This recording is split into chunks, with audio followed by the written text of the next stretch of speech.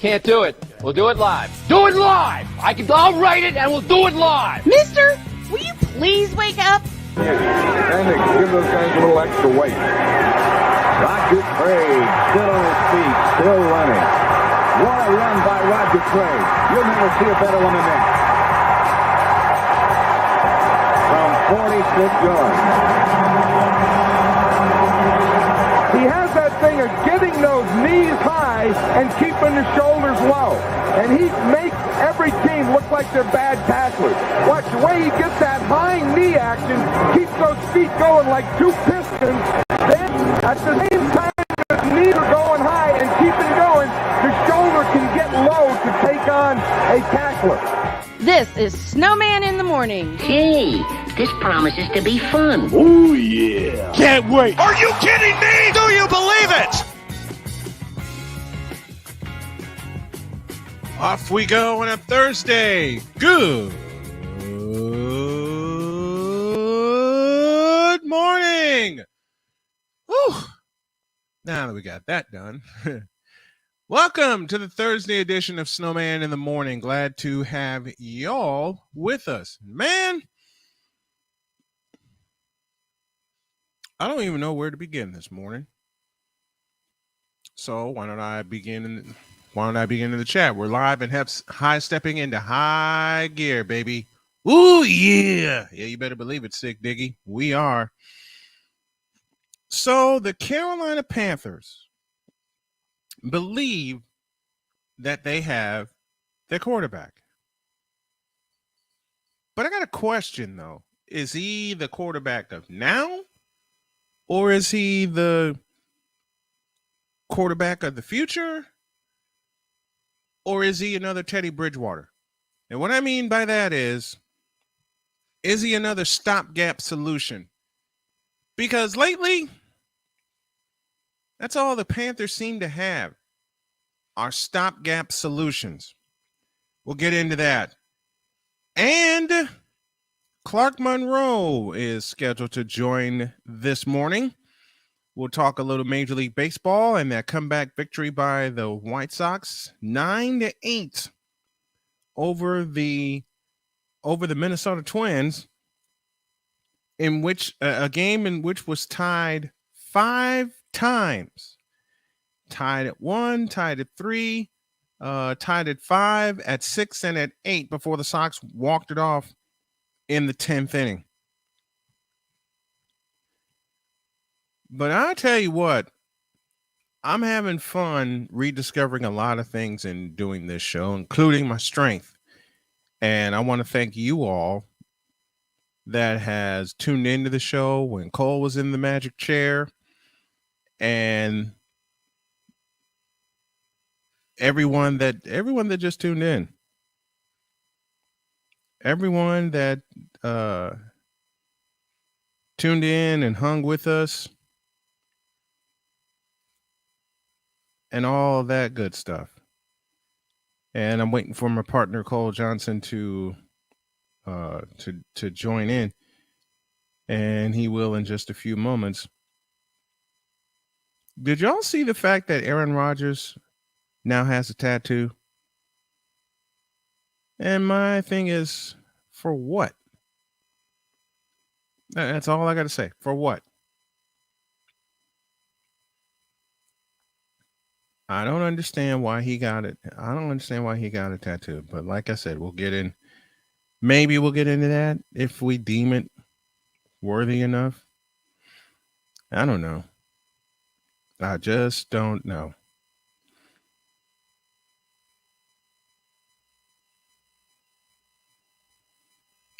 Well, let's not waste any more time. Let's get into the whip around. Wait a minute. Before we get into the whip around, I have my partner here in the form of one Cole Johnson, that man in charge of go for it. Oh, thank you for that. I appreciate that. Cole Sports. Yes, sir. Yes, sir. When I got introduced to Cole Sports, I was hooked. Y'all better pay attention to Cole Sports because you will be hooked too. And next year, we will bring back the awards. That's all I'm going to say. Take us to the whip around, my man. All right, here we go.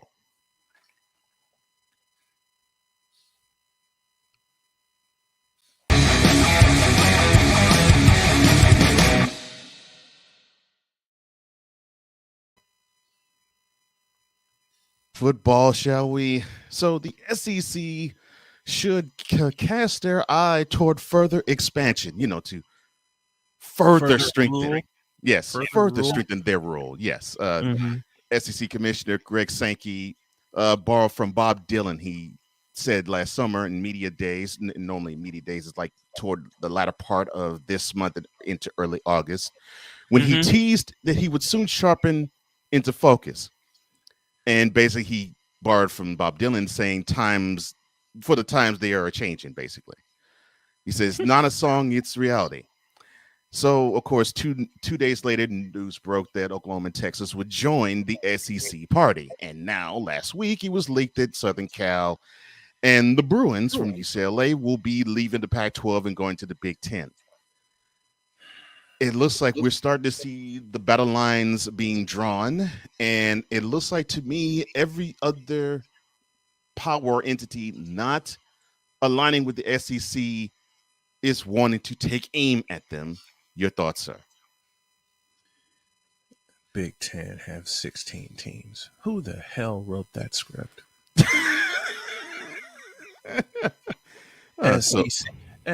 SEC expanding as if y'all don't have stadiums that seat 100,000 people already.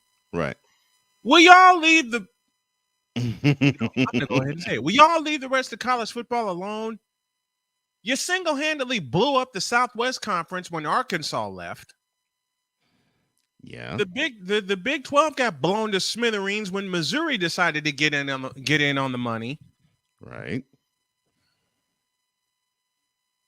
Now you got more remnants of the Southwest Conference, Texas and Oklahoma, joining the SEC. And for the first 5 or 6 years, they're going to get their behinds kicked. Ooh, it's going to be nasty for the both of them.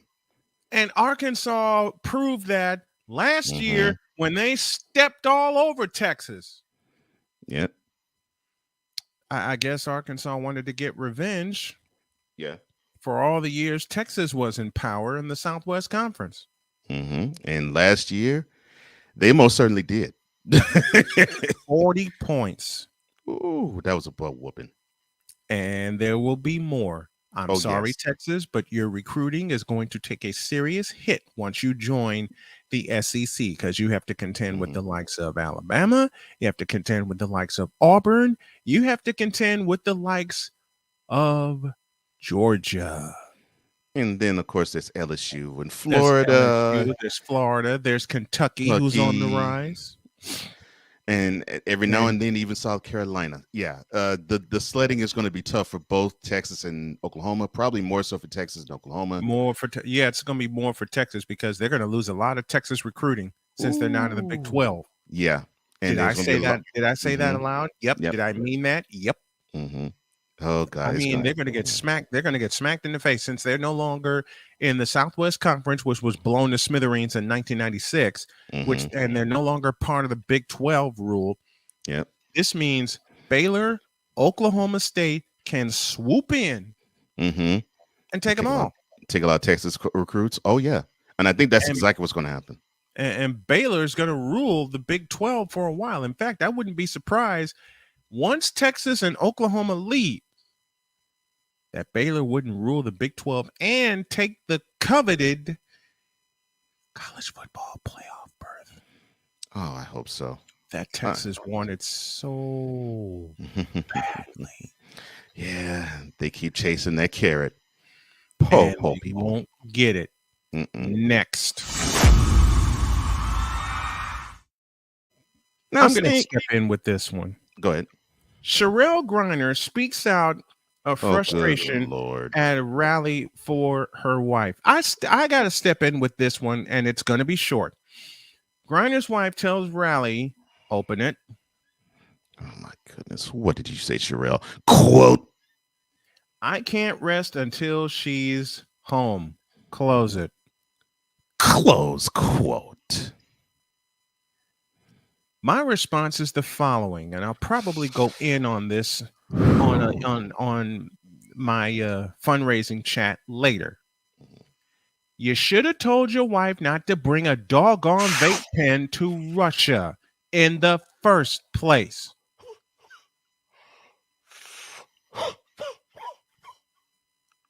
I may be addicted to caffeine and to coffee, which I'm taking baby steps to get rid of, but I ain't addicted to smoking. Like half of these players and half of the people in our community in the first place. And yes, I dropped a major bomb, and I don't care. Move it on.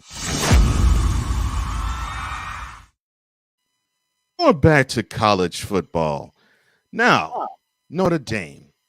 Is that the next move the Big Ten should try to covet? And the reason being, considering that Notre Dame has history with Purdue, history with Michigan State, history with Michigan, and to a lesser degree, history with Ohio State, should the Big Ten, in the race to be the big bully that the SEC is becoming, covet to me the most coveted program in all of the nation? Okay, I'll answer that. They've been doing that for years. Mm-hmm. They've been coveting Notre Dame since Notre Dame got that NBC contract in 1990. Yeah. I was about to say, now 30 years later, they still are. They've been coveting Notre Dame to be a part of their conference since 1990. Now, I may have been an infant in terms of broadcasting at that time. Just graduated high school, still hooked on Jim Durham and Johnny Kerr. But I knew this handwriting, and it ain't hieroglyphics. The Big Ten has wanted Notre Dame for 32 years, and they're not going to get them because Notre Dame has, pay attention, Texas, the biggest broadcasting contract ever. When NBC decided to hitch their wagon to Notre Dame, not only was it a bold move at the time, again, we're talking about 1990, but unbeknownst to them, it was a smart one. Oh, yeah. Because you keep Notre Dame on network television, number one. Number two, to all the fans that can't fill one of the 80,590 at Notre Dame Stadium in South Bend, Indiana, hey, we can see it. We can see it on our couch. And I know a lot of people in South Bend, Indiana. About a 45-minute drive from Michigan City. Trust me, I know some Notre Dame folk. And you know the biggest part of this? Notre Dame gets to keep their Midwest recruiting roots. That's the biggest key there. Now for the Big Ten, of course, they're trying to dangle real big a huge carrot, and the fact that now, along with having roots with Purdue, roots with Michigan State, roots with Michigan, now another Big Ten foe is in the fold as of 2024, and that would be USC, the University of Southern California. Okay, when did Reggie Bush get involved in negotiations? When did Matt Leinart get involved in negotiations? Oh, man. I mean, Notre Dame has got the richest broadcast contract. To hell with the SEC network. To hell with the Longhorn Sports Network. To hell with all these other networks that have popped up since 2007. Yeah, all Notre Dame all the knockoffs to this one. Yeah. Yep. Notre Dame put that on lockdown in 1990. And now with the college football playoff being where it is, and I got much more to say on the college football playoff after the break. Should they move? I agree. Why should they budge? Why should they budge? Why should they move? Why should they? Okay, listen. Remember when the SEC was on ABC when it was an independent entity? Yes, I remember. Thank you to the late, great Keith Jackson for setting up my Saturdays. Yes. Thank you to the great Al Michaels for setting up my Saturdays. Because remember, Mhm. the SEC and the Big Ten were on network television. They were. Remember Michigan, Iowa from 1985 I do. at Kinnick Stadium? Any stadium. Kinnick Stadium. You can't tell me that you didn't watch an Iowa game back in the day. You may have been in another state entirely, but if you Like didn't me. see a shot of Kinnick Stadium on a Saturday on CBS, you're like, wait a minute, where's my college football? hmm Michigan Stadium, Kinnick Stadium, for a couple of good years, Memorial Stadium, Champaign, Illinois, hmm and 1995, Northwestern. Why should Notre Dame budge when they got every other broadcast contract on lockdown? And they can recruit anybody they want from the East Coast because they play Boston College Yep. to the West because When they they play play USC or Stanford. Mm-hmm. And USC and Stanford are mainstays on the Notre Dame schedule. hmm Notre Dame has long since locked down the barnstorming schedule. Yep. And now the only reason that Notre Dame joined the ACC in 2020 was because of COVID. Yeah. Convenience. That's it. Yeah. It's convenience. Now, are they going to play an ACC heavy schedule? Probably. Yeah. Probably. Are they associated as far as football goes with the ACC? Hell no. Nah. Hell Where the no. bread's buttered. You stay where the bread's buttered, man. hmm Yes, you do. Notre Dame, you keep doing what you're doing. You are the straw which stirs the NCAA football drink. You know it. We know it. Mhm. And so does college football. So keep being what you are. And Notre Dame was voiced by Brent Musburger on CBS for many years. Mhm. And Anybody remember the Convicts versus Catholics game from 1988? Oh yeah. And I say this not being a Notre Dame fan. I'm just saying this just from a business standpoint. Mm-hmm. What to me, it is to the point now. Notre Dame is such a power broker. If they were to latch onto a conference, their stature would tremendously drop. So Mhm. why? And they're not going to. Mm. All the folks at Notre Dame are sticking their tongue out at the Big Ten, the SEC, the Big 12, the Pac-12, saying, we're over here. Mm-hmm. Y'all are over there Yeah, while you all fighting for a spot that we're going to eventually take. Yeah, while you all chase after which conference is going to be the power broker, you all know we transcend it all. You got to They started this again contract because that's BGS said it best. Look outside of college football because college football is the money that stirs the drink for everyone. Oh yeah, it stirs the drink. It stirs the drink. Every for everyone. other sport in college athletics. Mm-hmm. It's stirred by college football. Eats. It just totally eats off college football. It eats off the college football buffet. Yeah. It eats off the college football buffet. Even March Madness with NCAA basketball. They eats also off the college football buffet. Off college football. Mm-hmm. Come on. How else can you put together how else can you put together the Final Four inside 70,000 seat stadium? Because remember, they were in arenas for the longest. They were in arenas when we were in school. Yep. Yeah. The last arena that hosted a Final Four was the Meadowlands Arena in East Rutherford, New Jersey. Mm-hmm. And since 1997, it's gone to stadiums with at least 40,000. And you know what blinded everybody? When they moved, because it started with the RCA Dome in 1997. Mm-hmm. Then it moved to San Antonio. Then it moved to Tropicana Field in 1999, back to Indianapolis in 2000. And since then, with Indianapolis being the hub, if you ain't got at least 40,000, now required 70,000, you're not hosting. Yeah, it's a non-starter. Yeah. You're not hosting. The last, let me get this right. The last stadium to host only 40,000, and I say only in quotes, only 40,000 was 2005. St. Louis. Hmm. Was St. Louis. When they All right, we just heard a buzzer. We better take a break, but we're going to stay on this. Okay, let's do that. Let's take a break, and let's close the whip around, but we're going to stay on this.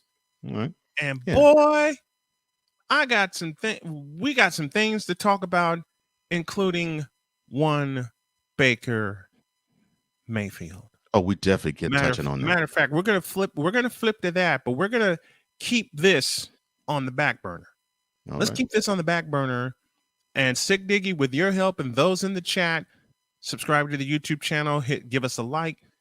And for those of you on Twitch, thank you. We're keeping this on the back burner, but boy, don't be surprised if we come back with this at the bottom of the hour. We'll be back.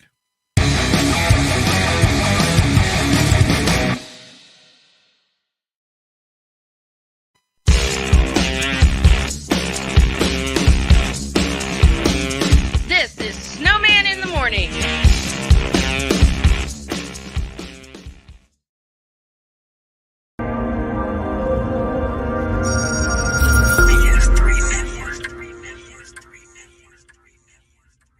BS3 Network, changing the way you watch TV.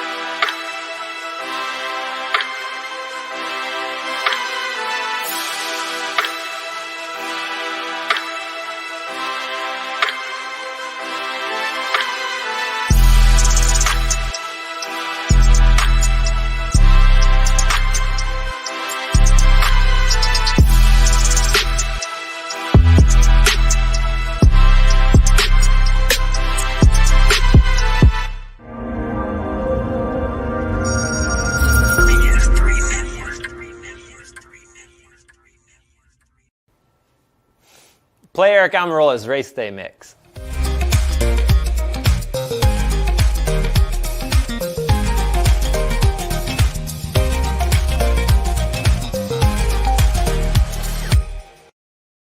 I can't do it. We'll do it live. Do it live! I'll write it and we'll do it live! Mister, will you please wake up? And to give those guys a little extra weight. Roger Craig, still on his feet, still running. What a run by Roger Craig. You'll never see a better one than that. From 46 yards. He has that thing of getting those knees high and keeping the shoulders low.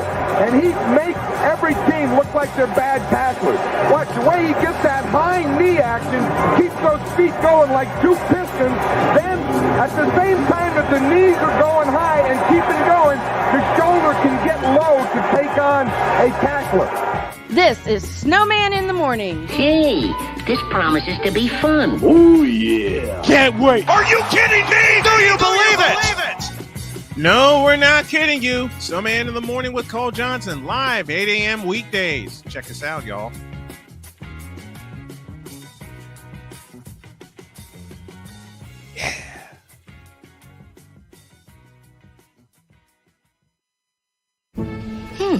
Maybe you can make retirement happen.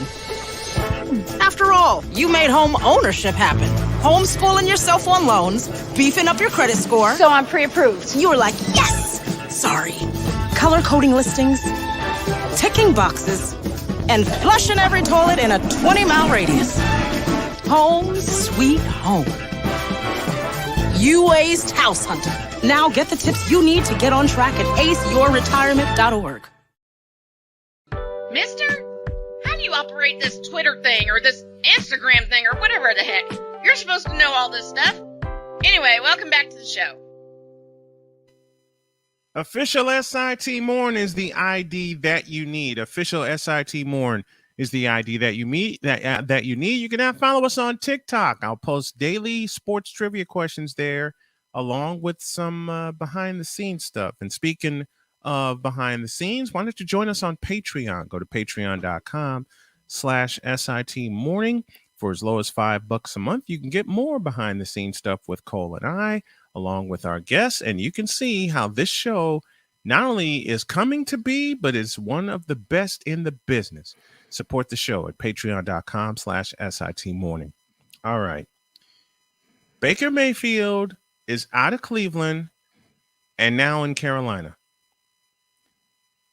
Talk about going from the frying pan to the fire.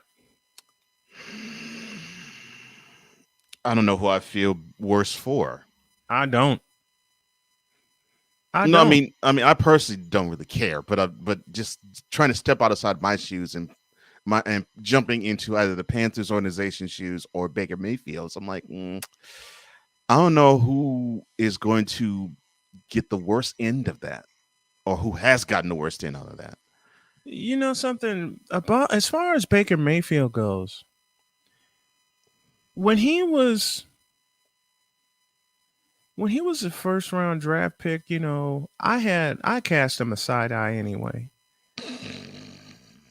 Because even with the game at Ohio State, I didn't believe in him. Mm-hmm. I didn't. I mean, you played in the Big 12 for God's sakes. Yeah. No defense allowed. That should tell you what you need to know.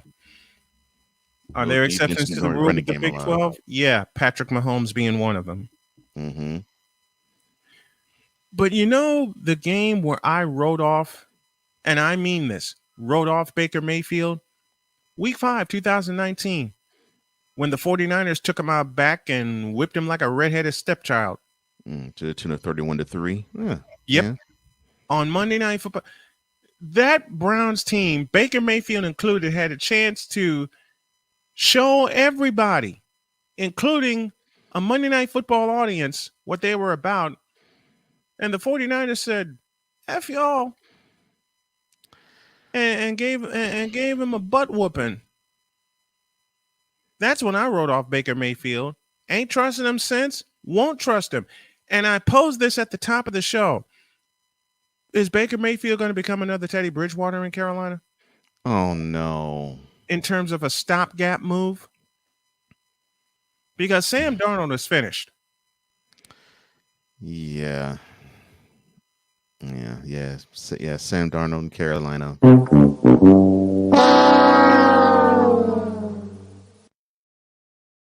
It's finished. Yeah. 1 year after they signed him. He only had one. Well, no. I would say one good month, but basically it was just 3 games. He only had 3 good games. Mm-hmm. And they signed him to a multi-year deal. Oops. Oh, man. You got to be more careful. Mm-hmm. And the Panthers weren't. And now they'll be on their 3rd different quarterback in 3 years. Their 3rd. But you raise a really interesting question. Is Baker Mayfield their future QB that they can ride the next 10 years? Or is he a stopgap measure and they're still searching for him? I'll answer that question.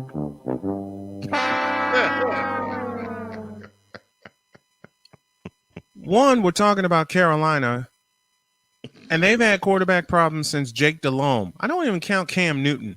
Jake Delhomme. Oh, man, that name I haven't heard in a minute. But yeah, I mean. At least Jake Delhomme was gracious when he lost the Super Bowl in the final seconds to Tom Brady. And showed up there, unlike Mr. 300 yards plus. Mm-hmm. Played in my hometown, Houston. That's right. Unlike Cameron Jarrell Newton, who acted like a petulant child. Oh, Lord. After he got stomped into the dirt. Good morning, Ryan. Good morning, Ryan. After he got stomped into the dirt by Denver's defense, which allowed Peyton Manning to ride off into the sunset. Listen. Yeah, that was embarrassing. Cam Newton talked a whole bunch of mess those 2 weeks leading up to the game in Santa Clara. That was an embarrassing performance by him. And got stomped. I mean, it was as if, correct me if I'm wrong, sir. It was as if Von Miller toyed and played with all of the offensive line of the Panthers. Blindfolded. That whole game. Blindfolded. Yeah. It was beautiful to watch. I was like, man, I loved it. This is what a pass rusher can do to mess up 6 men at one time. Because he was, and he did it the entire game. Yeah. Not often you see a quarterback get strip sacked not once but twice. One for a touchdown and one for a back-breaking finish. And very little time you see a quarterback get strip sacked twice in the Super Bowl.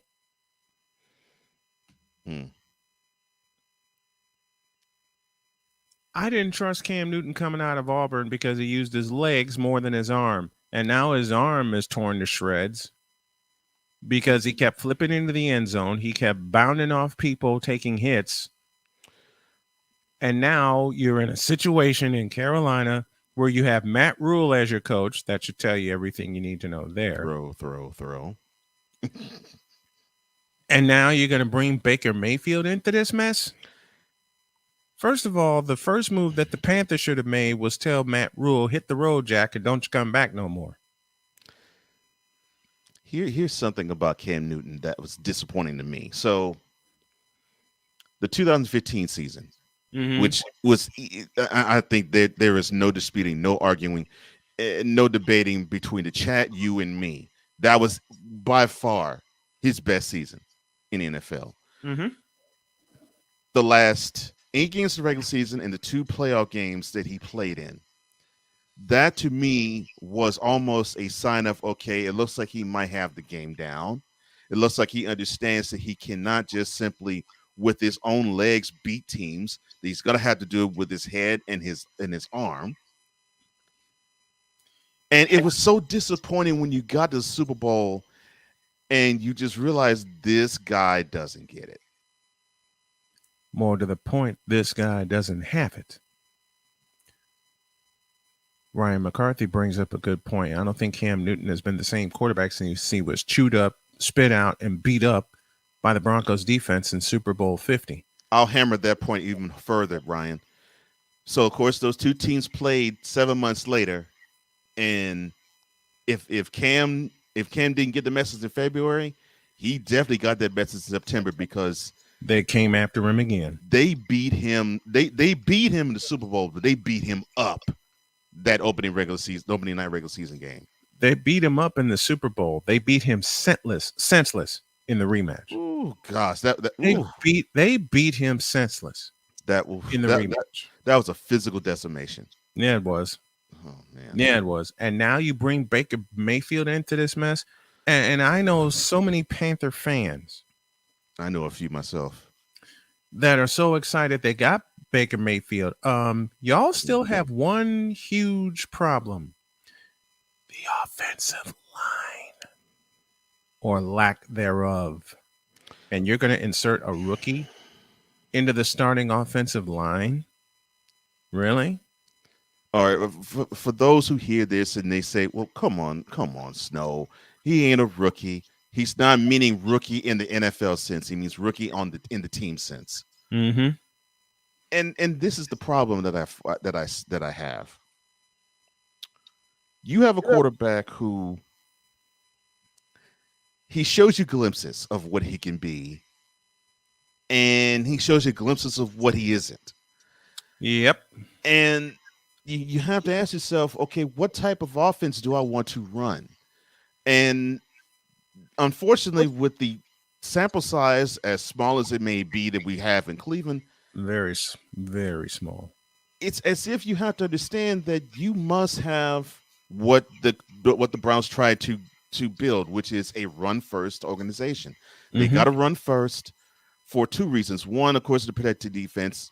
Actually, 3. 1, to protect the defense, and 2, if the offensive line has issues pass blocking, they should not have as much issues run blocking. And 3, of course, to protect the quarterback because Mr. Mayfield has to pension for turning the ball over. And there's a 4th reason, to protect Christian McCaffrey. Now, people to me, that's probably the most important reason right there. They got to protect Christian McCaffrey. Of course, they're going to run him into the dirt. After that thousand season, McCaffrey hasn't been the same. And that should be Mayfield's safety valve. Mm-hmm. It should be his main weapon. Let's see how Baker Mayfield operates without, as termed by Cleveland fans, the best running game in the business. Which I hate to disappoint you guys. The best running game in the business is in San Francisco. I'll say it may not be, but they're not far off. I'll admit that. They're not.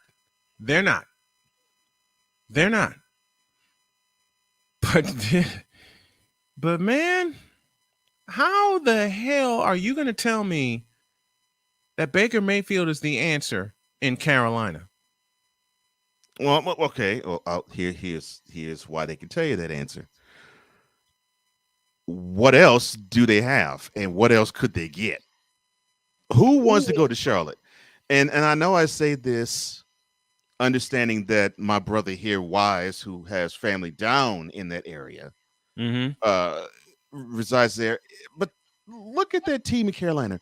Who wants to go there, and who would want to play for the Panthers? Who? What? Who? Yes. Who would? We'll do New Day. This is where we need Jay Spivey. Okay. I would. I was thinking. At the moment I saw that trade, I said to myself, I want to hear what Jay has to say about this. Hold on. Well, it's like, yeah. What's up? I'm not a Baker Mayfield fan. Well, none of us are. But look at the alternative, Sam Darnold. And we said the same thing. Look at the alternative. Why, and I would go with Baker. He's a proven winner. He's won. Yeah, he's won a playoff game. Yes, he just happened to be in Cleveland. Now he's just it's not like the situation hasn't improved. He's now going to Carolina, but I don't know. But no, that was my point. It's like, okay, so who else is going to go there?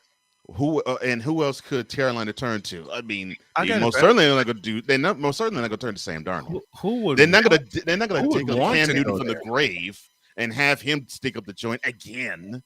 Who would want to go there? And who would want to go there? Exactly. Who would want to go there? And this is coming from a fellow who lived in Carolina. And I lived there too. I mean, you don't get as much.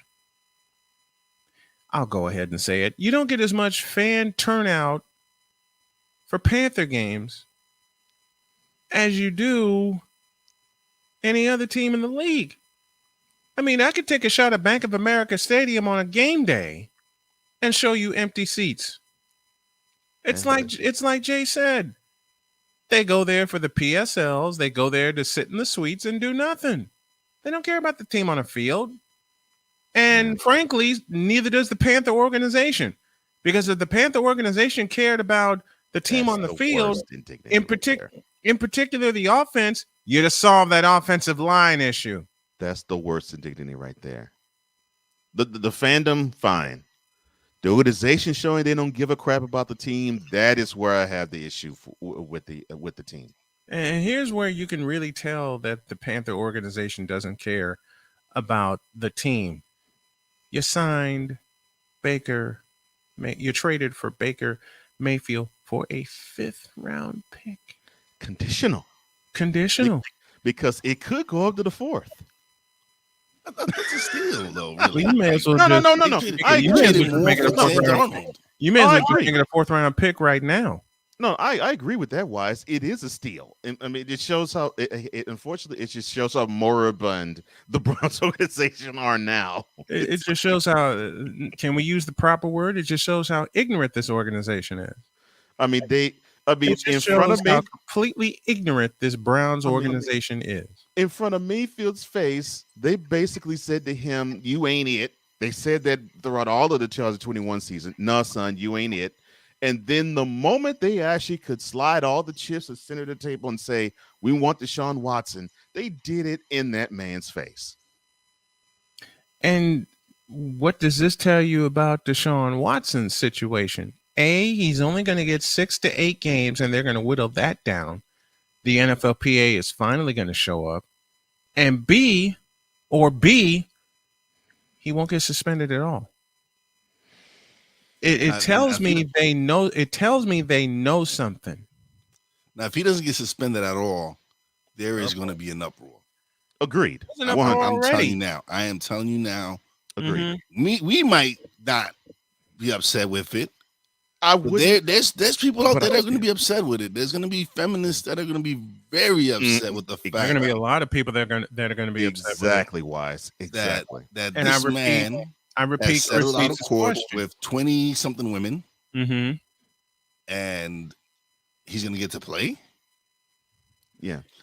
I don't think Roger Goodell wants that on his plate, especially. No, he doesn't. But he's going to put it. But I'm willing to bet you, women are a big part of the NFL. They are. They're and growing. They are a big part that purchases merchandise and growing.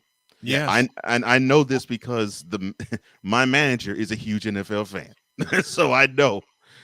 I mean, she rocks hard for the Steelers and got so much Steeler paraphernalia it's not even funny. And when I lived in Tampa, you'd be amazed to see how many of these women out there rocking Buck jerseys on game day and all this other stuff. Oh, I believe it. I believe it. I'm married to a Colts fan, and women know that the women that are involved with the NFL women know it. Spend money. Yes, they know it, and they're willing to spend money. So if there's no suspension coming down, and I'll put a caveat in there to either Deshaun Watson or the Houston Texans, that money would dry. We got a riot. Yes, we got a riot. And we better take a break. Let's stay here. We'll stay here. Okay. And finish this up when y'all get back. Wise has joined us along with Cole Johnson. You're truly the Snowman. This is Snowman in the Morning with Cole Johnson, live on YouTube, Twitch, and BS3 and the BS3 network. We'll be back.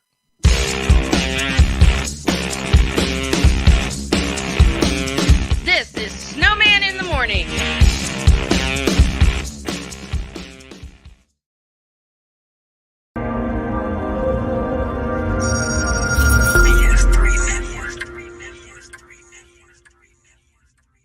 BS3 Network, changing the way you watch TV.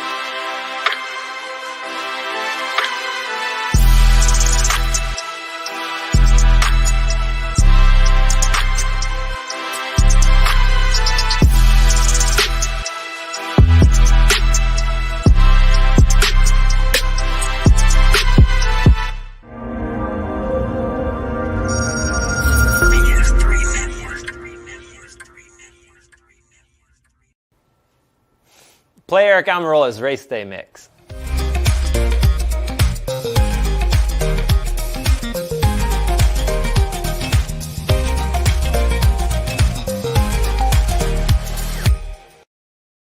I can't do it. We'll do it live. Do it live! I'll write it and we'll do it live! Mister, will you please wake up? And give those guys a little extra weight. Roger Craig, still on his feet, still running. What a run by Roger Craig. You'll never see a better one than that. From 46 yards. He has that thing of getting those knees high and keeping the shoulders low. And he makes every team look like they're bad tacklers. Watch the way he gets that high knee action, keeps those feet going like two pistons. Then, at the same time that the knees are going high and keeping going, the shoulder can get low to take on a tackler. This is Snowman in the Morning. Hey, this promises to be fun. Oh, yeah. Can't wait. Are you kidding me? Do you believe it? Want to join on the fun? Join us weekdays live 8 a.m. on YouTube, Twitch, BS3, and Real Wise Radio.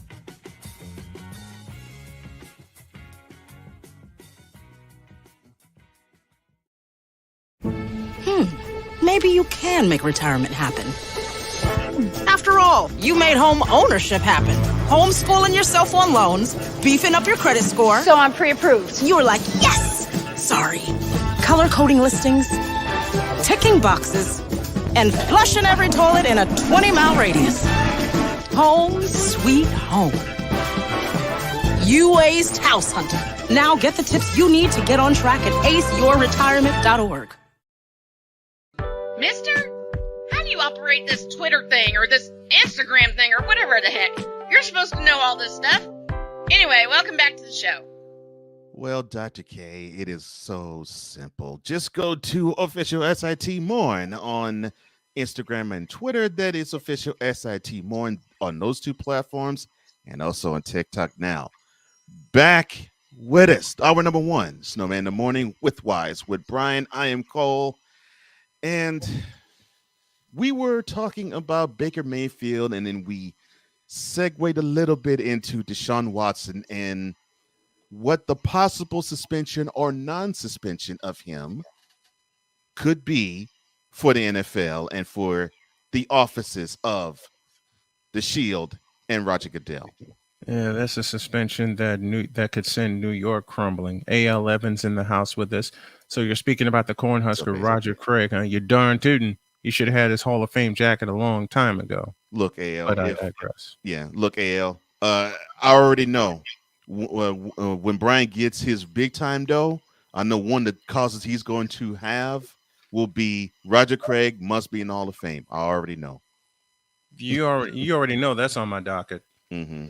Within a couple of years, mm-hmm. when this show takes off, and I line up everybody, this is for you, this is for you, this is for you. Mm-hmm. A little bit's gonna be put back to put Roger Craig in the Hall of Fame. Yeah. Oh, and for that matter, a second one, John Taylor. Oh, definitely. Don't get me started on John Taylor. All right, Sick. You asked the question. When Roger Craig made that run, was Eric Dixon on the opposing sideline? No, that was 1988. No. And by then he was he was in Indianapolis. Yeah. He was in Indianapolis. Okay. Back to the mess that is Deshaun Watson. Good word. And it's a huge mess that he put himself in. True. Yes, sir. He put himself in that mess. He had no business getting in that mess. He had no business getting in that muck. Good word. But the Houston Texans started this and the Houston Texans are acting so tone deaf.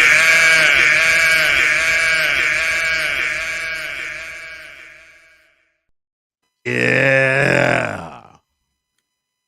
Drop that truth bomb, brother. Yes. They're acting so. Hey, Bishop Bullwinkle, do the Texans need to get off scot-free? Hell no. To the no, no, no. Hell to the no. Hell to the no. To the no, no, no. Which is going to cause me to do this. It's time to go.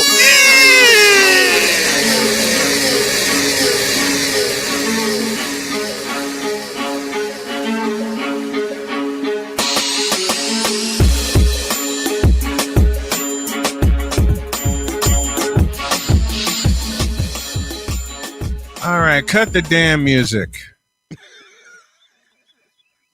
And that's a direct shot over the bow. You going Rick Rude on him? Okay. There's a couple of ways I can go with that, but we'll go with that. Houston Texans, I hate your guts because you should be the Houston Oilers. Wow. What the hell kind of logo is that anyway? But I digress. You're going to skate away. But I'm not going to. You're going to skate away after causing a young man so much grief and putting him in a situation. Come on. You want to tell me you didn't know and you're drawing up a security person is drawing up NDAs for this? And I'm you want getting too. Yeah, exactly. I'm getting too old for this. I know I'm getting too old for this because I turned 50 in 2 weeks. But you started this, and yet nothing is coming at your door. Mitch, please. Thank you. 5 minutes Mike Florio spent on the Houston Texans. 2.5 hours he spent on Deshaun Watson. Now, there is a concession to this. That's dead on.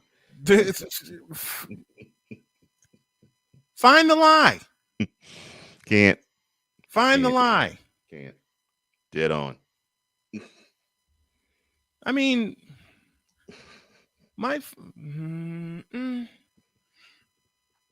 I'll say it for this situation. Mike Florio, you're a bum. Ooh.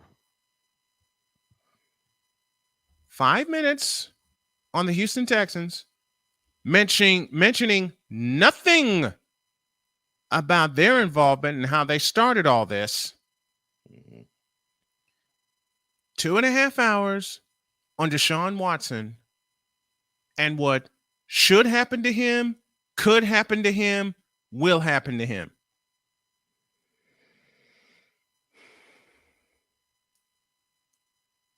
Two and a half hours on Deshaun Watson on what should, could, and would happen to him.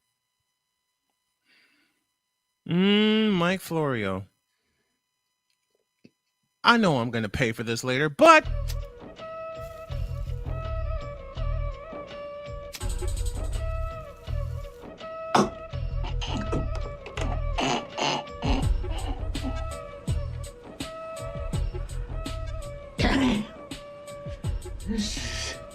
So good. now I say that knowing I've been a member of media for some 20 years. But I don't care. I like speaking the truth with what we do. And once again, and this is not even a concession, this is just flat out pure unadulterated fact. Deshaun Watson put himself in this situation. Yes, he did. That was the first point I've made since this whole mess started. But for the Houston Texans to skate away unscathed, untouched, and minus punishment, that's a crime. Yes, sir. That's a crime. To escape punishment, Houston Texans. Bitch, are you for real?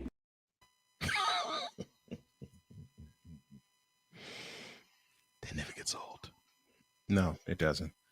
Especially with some of the stuff that finds us in the world of sports. Mm-hmm. Brittany Griner, hello. But again, like I started this whole segment with, it should be the Houston Oilers. Okay, so yes, sir. Wasn't it that the Titans didn't want to give up that history, like so, or could they have gone with the Houston Oilers? It was okay. Here's how it goes. Seattle Supersonics and that situation. Yeah, but Seattle gets to keep their history. If Seattle starts a team, they're going to be known as a Supersonics. Yeah, but they don't get that history back unless Adam Silver grows a set and tells Oklahoma City, you have your own history. Seattle has theirs. Meanwhile, you had Bud Adams who wanted to give a good whole high hard F you to the city by taking not only the team out of it, but its history out of the city too. You know what I need to find for you, Cole? I need to find the Houston Oilers fight song. The original. I thought you was going to say a new team.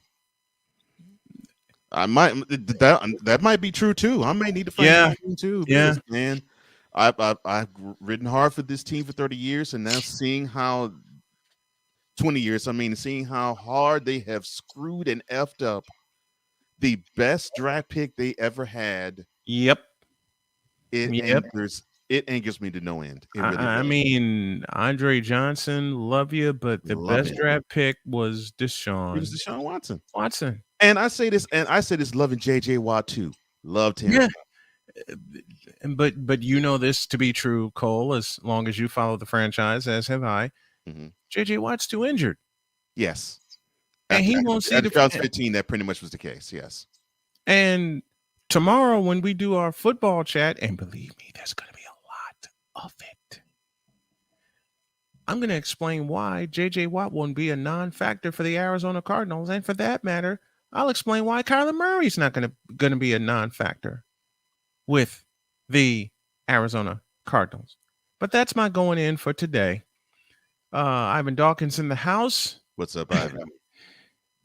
See, people are starting to like this show. And why is they're starting to love you being on with us? I just wish that, you know what? I'm not going to wish anymore. I'm going to make a very bold statement. There's going to be a way where I can have you on 5 days a week. Oh, I'm working on it. Believe me, I'm working on it myself. Listen, with Real Wise Radio and the SDM Sports Network carrying this show, and I'm so glad that we worked on the audio feed this past weekend. Yes. And I'm so happy to have this powerful. And I'm with you 100% on that, AL. Yeah. Yeah, I don't like it either. I'm so happy to have this powerful little computer where I can do audio and video, and have the station pick everything up and have the SDM Sports pick everything up. Oh, sick. I love this. Before I get the cooking, I'm going to need all these strong-thumbed, weak wrists, small bark and no bite, talk about nothing, keyboard yapping, internet sweat hogs. Keep the noise down while I get my takeoff and you shut your measly little trap. Now hit my music. I got a better one. Rock, if you please. You know your damn role and shut your damn mouth.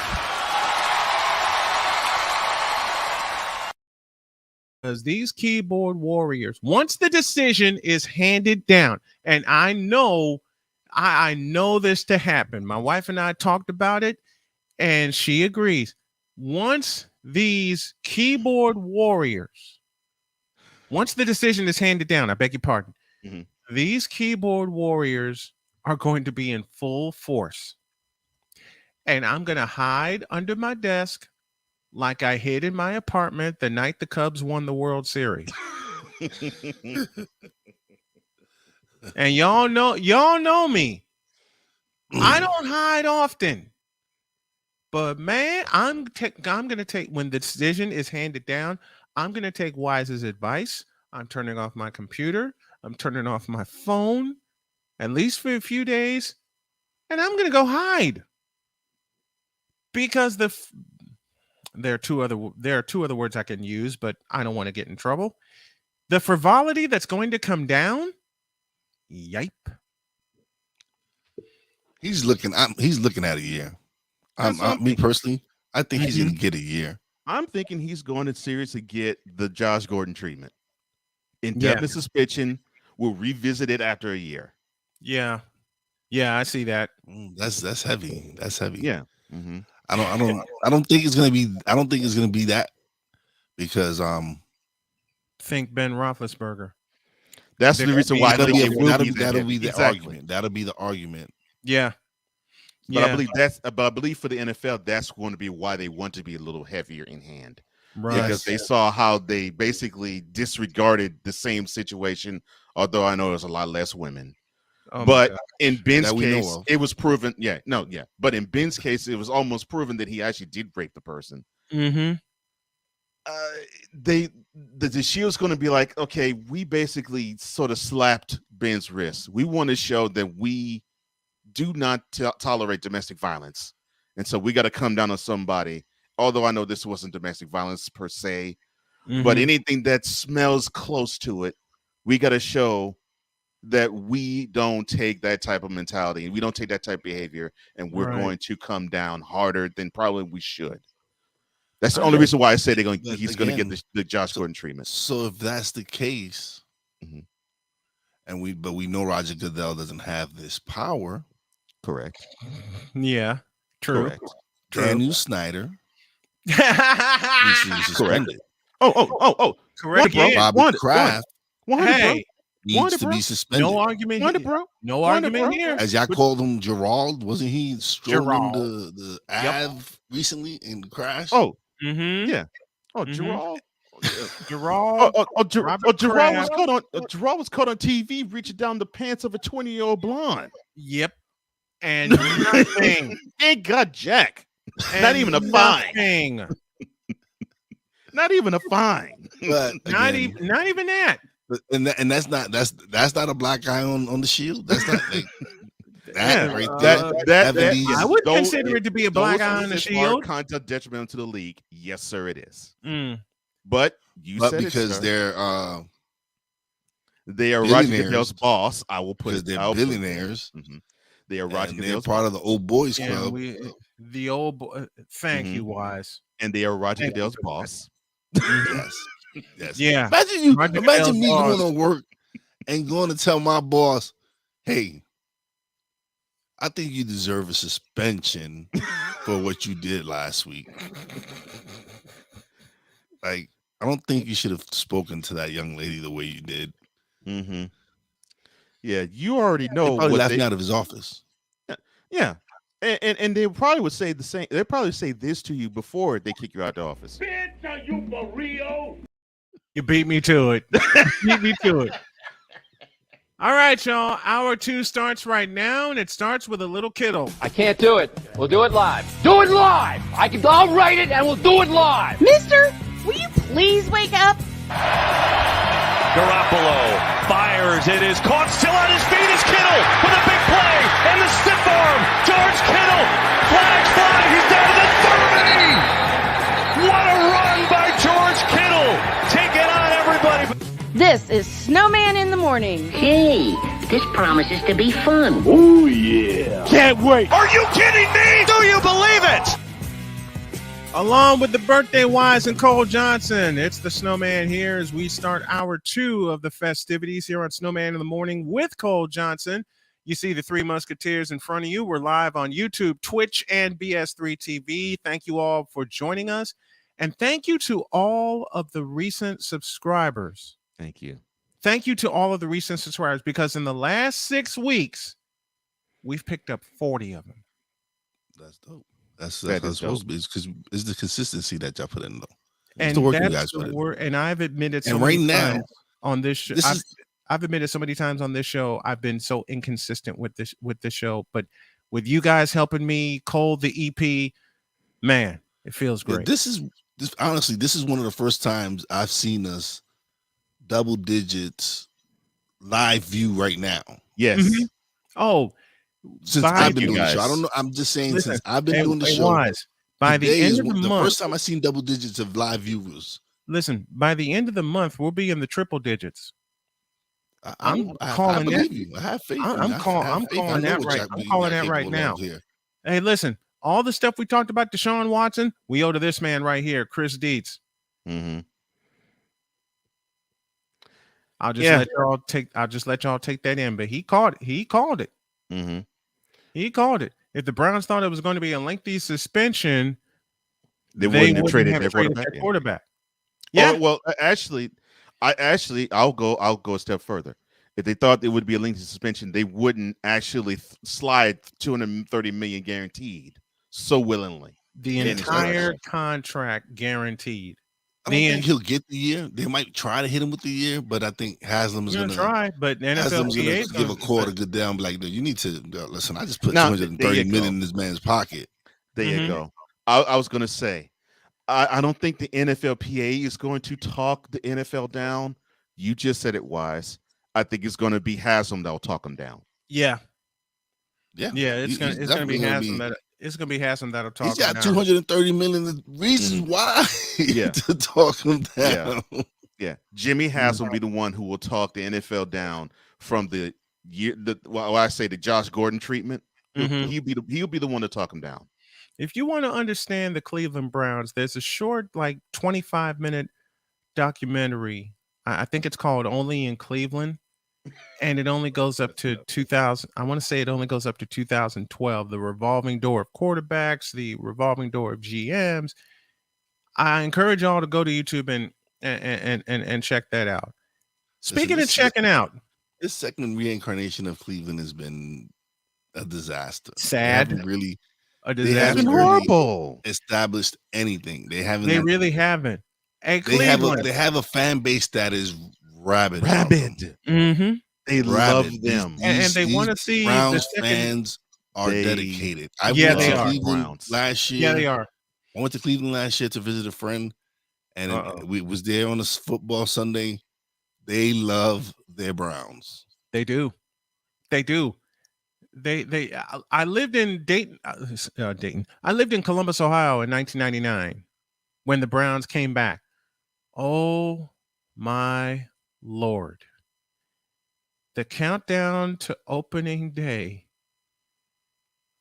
was stupidly ridiculous. And I'm being nice when I say that.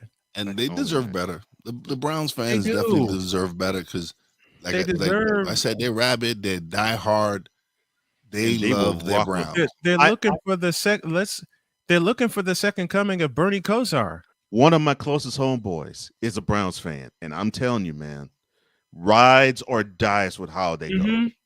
Mm-hmm. And because of it, and he's a cool dude, real cool dude. Yeah. Because of that, I actually want the Browns to do well because I'm like, man, I want my boy to be real happy because Yeah. I want to see his loyalty rewarded at It's some like point in time. It's like why I said they deserve better. Yeah, they do. They deserve it. And it all started with Tim Couch. I forgot that is who was the quarterback they started the It all second incarnation of the Browns with. The reincarnation of the Browns all started with Tim Couch, who got pummeled every time he saw the Florida Gators, who got pummeled every time he saw the Georgia Bulldogs, and Went to yet Kentucky. still found some way to ring up 300 and 400-yard games. And they select Tim Couch to start the quarterback revolving door. I don't even call it a controversy. Now, Bishop Bullwinkle, would you have started your reincarnation of your franchise with Tim Couch? Hell no, to the no, no, no. Hell to the no, hell to the no, to the no, no, no. Listen. Thank you. I mean, Brady Quinn was a quarterback.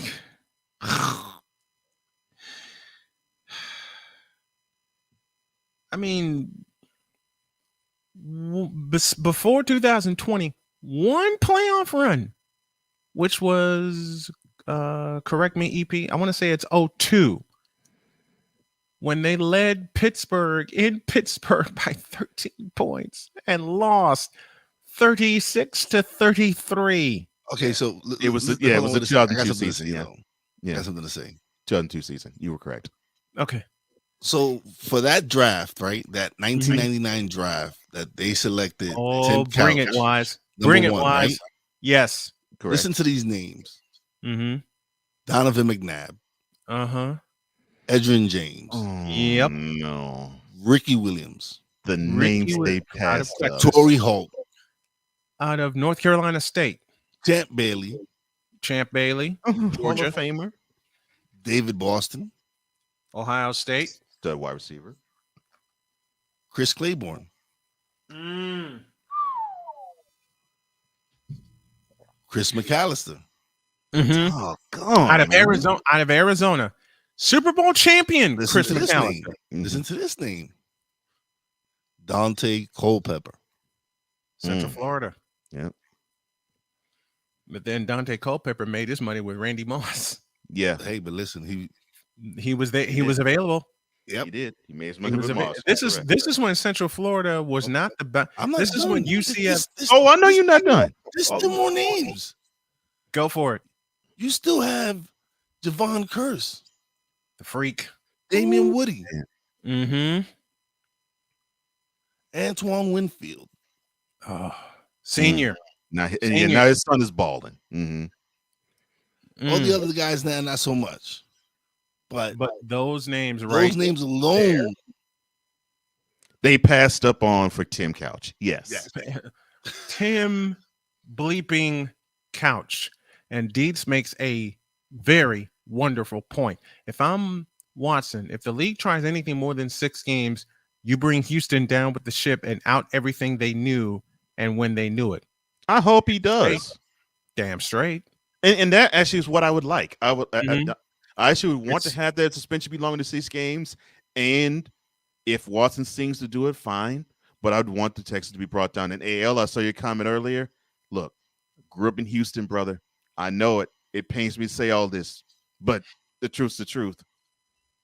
And then while we're talking about Cleveland quarterbacks and how ride or die these Browns fans are, they put up with this guy, Johnny Manziel, and Johnny he was, Football, supposedly. Listen, he was exciting in college. Yeah, Texas A&M, he was great, and they still love him. He was great at Texas A&M, and they still love him in College Station. He's That's revered. why the NFL draft is hit or miss. It's like when is there's only they missed that. They missed only there. a few names that you can say that you knew they were going to be great when they came out of college. Peyton Manning is one of them. Oh man, I'm saying there's just a few. You saw that. Even though Peyton Manning got pummeled by Nebraska in his final college game, you knew about Peyton Manning. You knew he was the franchise quarterback. And what number did he wear in college? Number 16. Number 16. And for all you Bradyites, the greatest wore 16, not 12. Okay? Just putting it out there. But they had to deal. But the Browns had to deal with Johnny Manziel. You know who got ruined in all this all this quarterback stuff? Brady Quinn. I was just thinking about his name. I was just thinking about his name. Did I climb in your head again? Yep. I mean, Brady Quinn played 4 years at Notre Dame. Played 4 years at Notre Dame. All the credentials you need. Cleveland drafted him and ruined him. Ruined him.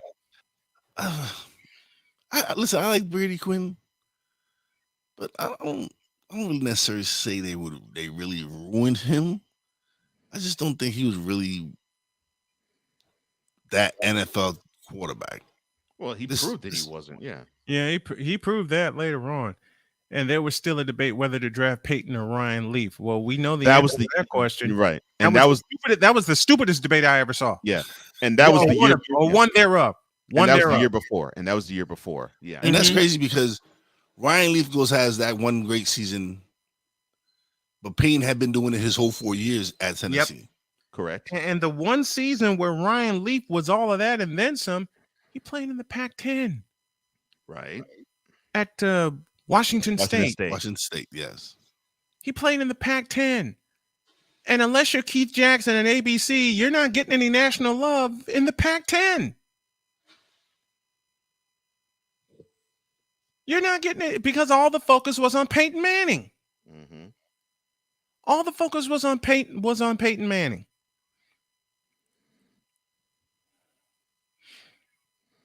Sad how the Cleveland Browns organization, or this iteration thereof, has fallen down. Wait a minute. Let me change that. Except for two seasons, 2002 and 2020. They never got up.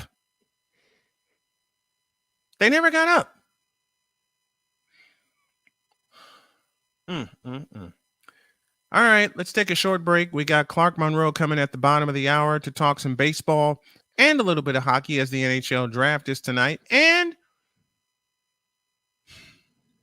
For all you fans of old Cleveland quarterbacks, I leave you in commercial with this.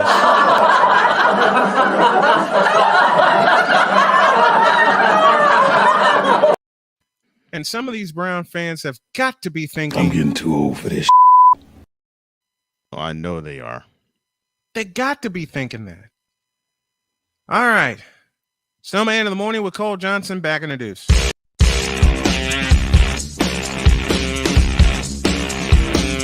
This is Snowman in the morning.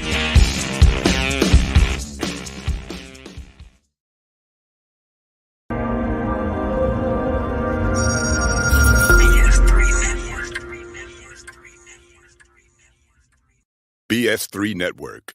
Changing the way you watch TV.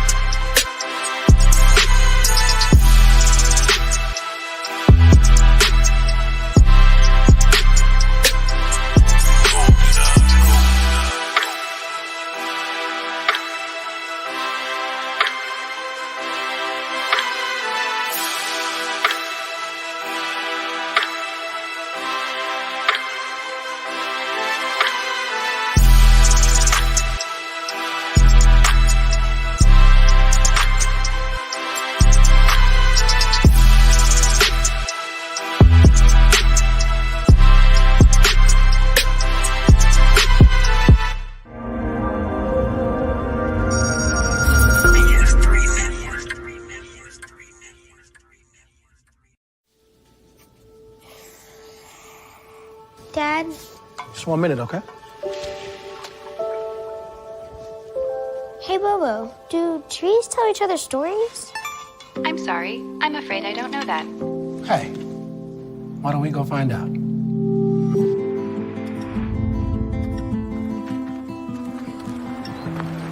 Listen.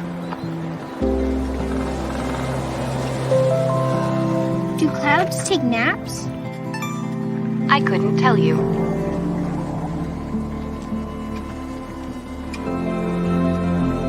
Can birds draw pictures? I don't have an answer for that. Dad, do stars visit their friends? Look!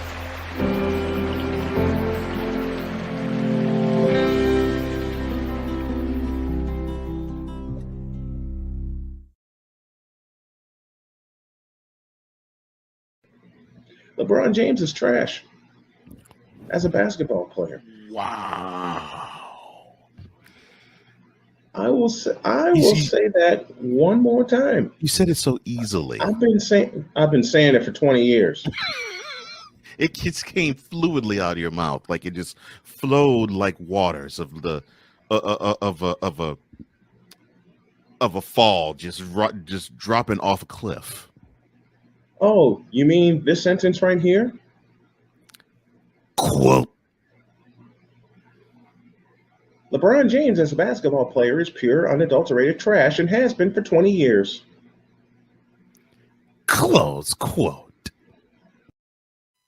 Did you miss that hot take? I got a lot more. Snowman in the morning, weekdays live, 8 a.m. Eastern time. Check us out. Mister, how do you operate this Twitter thing or this Instagram thing or whatever the heck? You're supposed to know all this stuff. Anyway, welcome back to the show. Official SIT Morn is the ID that you need. Official SIT Morn is the ID that you need. Along with Cole Johnson and Wise El Jefe, Snowman here with you. Man, some people, I just over the break, I had a couple folks contact me. Are you having fun ripping Cleveland to shreds? Well, in a word, yeah. But you really aren't ripping the shreds. You're just talking facts. Tell them that. I mean, just like we were talking, just like we were talking. I won't say ill, but just like we were saying things that would be construed as negative toward the Texans. Mm-hmm. I root for the team. It wasn't that we were talking bad about it. We were just talking facts. What's the tagline for this show, Mr. Johnson? The hottest of hot takes and the coldest of cold, hard facts. I've come to realize that in this social media age, people don't like facts like this one here. Browns just traded a guy who just 2 years ago went toe to toe with Patrick Mahomes in Kansas City. That's right. And if not for a missed face mask call, they would have been in the AFC Championship game. That and also sounds like a few facts to me. That and also not for a helmet-to-helmet penalty as Mm-hmm. well. Yeah. Mm-hmm. But we're just talking facts here. Mm-hmm. That's all we bring. And good morning to you, Andrew. Thanks for joining us this morning. What up, Andrew? Good to see you, Andrew. It's good to see you, Andrew. Gentlemen, I got confronted. Mm-hmm. It's Thursday. Please, it's Thursday. No. Not what you think. It's not what you think. It's not LBJ related. Not what you think. Thank you.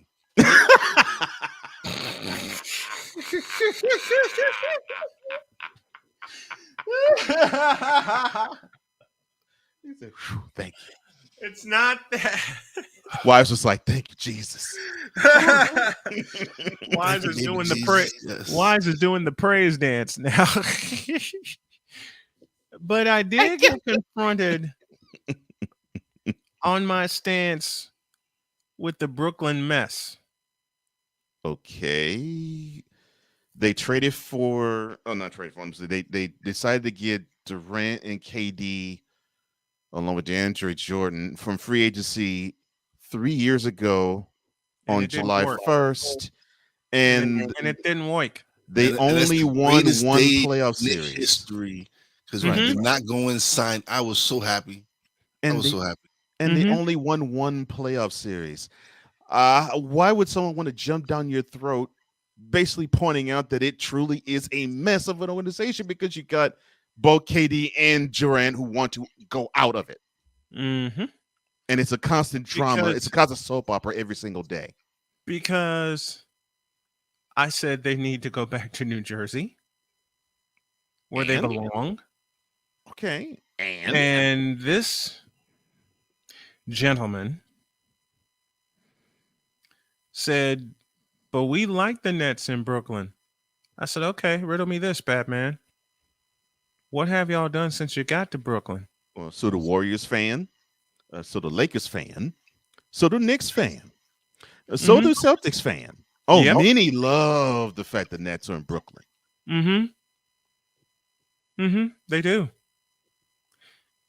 And I told this guy, and I use the term loosely, I told him they needed to keep their identity in New Jersey because that's where they are for half a century, where they were for, I beg your pardon, 35 plus years. And they said, but they're doing good in Brooklyn. Okay, riddle me this. Have they been to the finals yet? Have they been to the conference finals yet? That would be a no on both counts. And don't give me if Durant wore a size 12 instead of a size 16, that answer would be that they are. But did they? No. No, they didn't. The point was, listen, I actually enjoyed Brooklyn when they had Karis LeVert. Yep. Had They had a good squad. When they had the young kids playing. They had a good Jared squad. Allen. They had a up-and-coming young squad. They had a team. And they after had the Celtic trades that decimated them, right? They finally started building something. What did they do? They go fire their coach, Kenny Atkinson, which is an up-and-comer, and who's a great coach. He is a great coach. Yes, he is. He took those young studs that he was given, and he started winning. He was winning. He was actually winning. Yeah, he was. And the team was playing well. You had a young core, man. Listen, they had some pieces, but they wanted to make the splash, of course, and go sign KD and Kyrie, and they spectacularly failed. And then trade for Harden. They trade for Harden, and they spectacularly failed. Yes. This is a great question here. Has the Barclays Center been jam-packed during the Nets game? I'll answer that. Nope. No. Yes, it has. Oh, for it the has been. visitors, yes. Yes, because I saw Warriors game this past year when the Warriors visited there. It was jam-packed.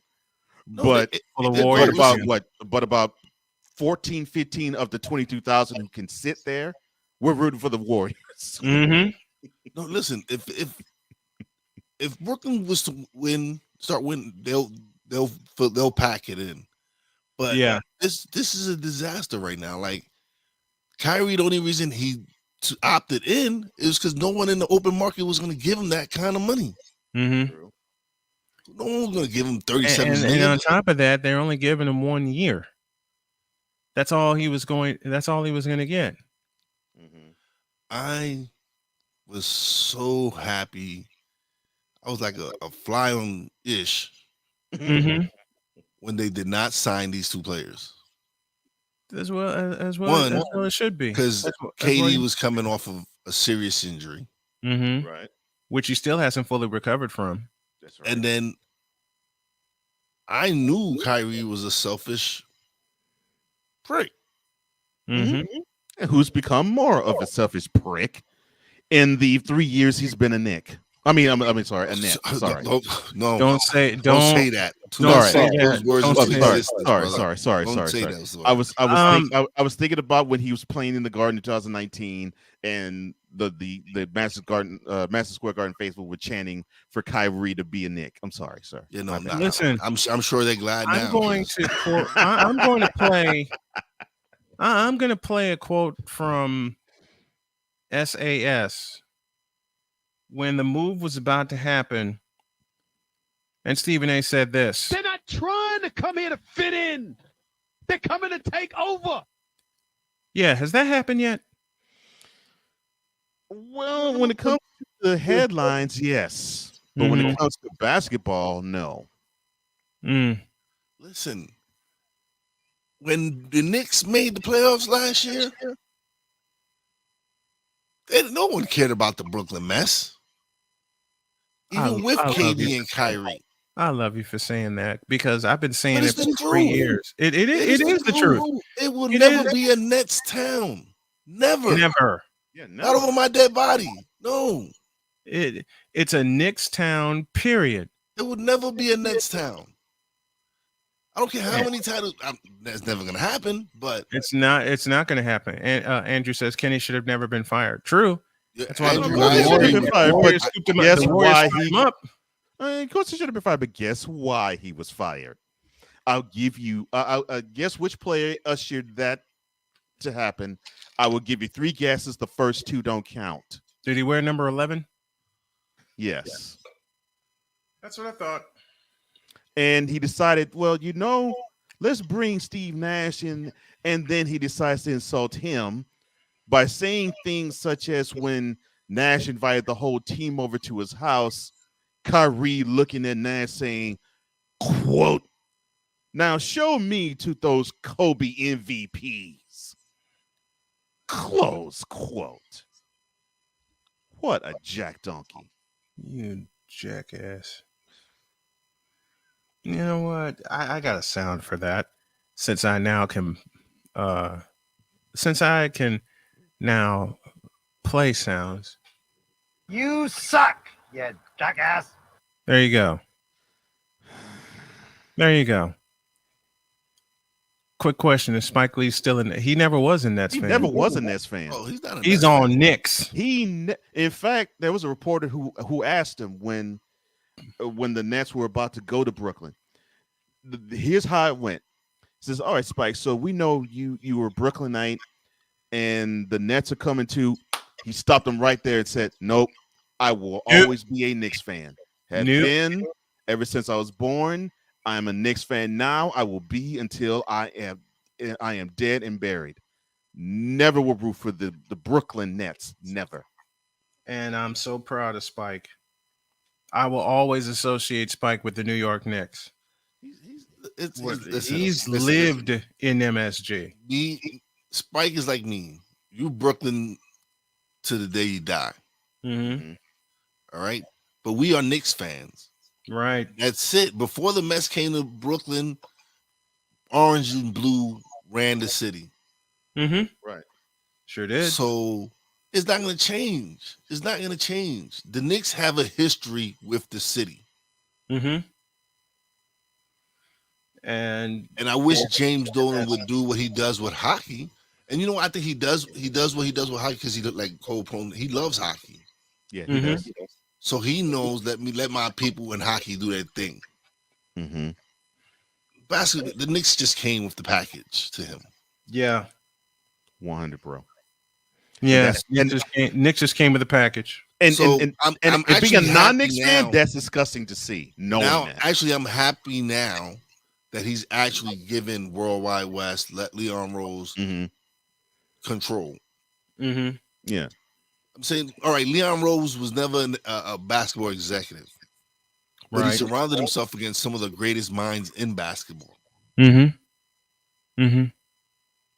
Worldwide West he is respected, well respected around the league.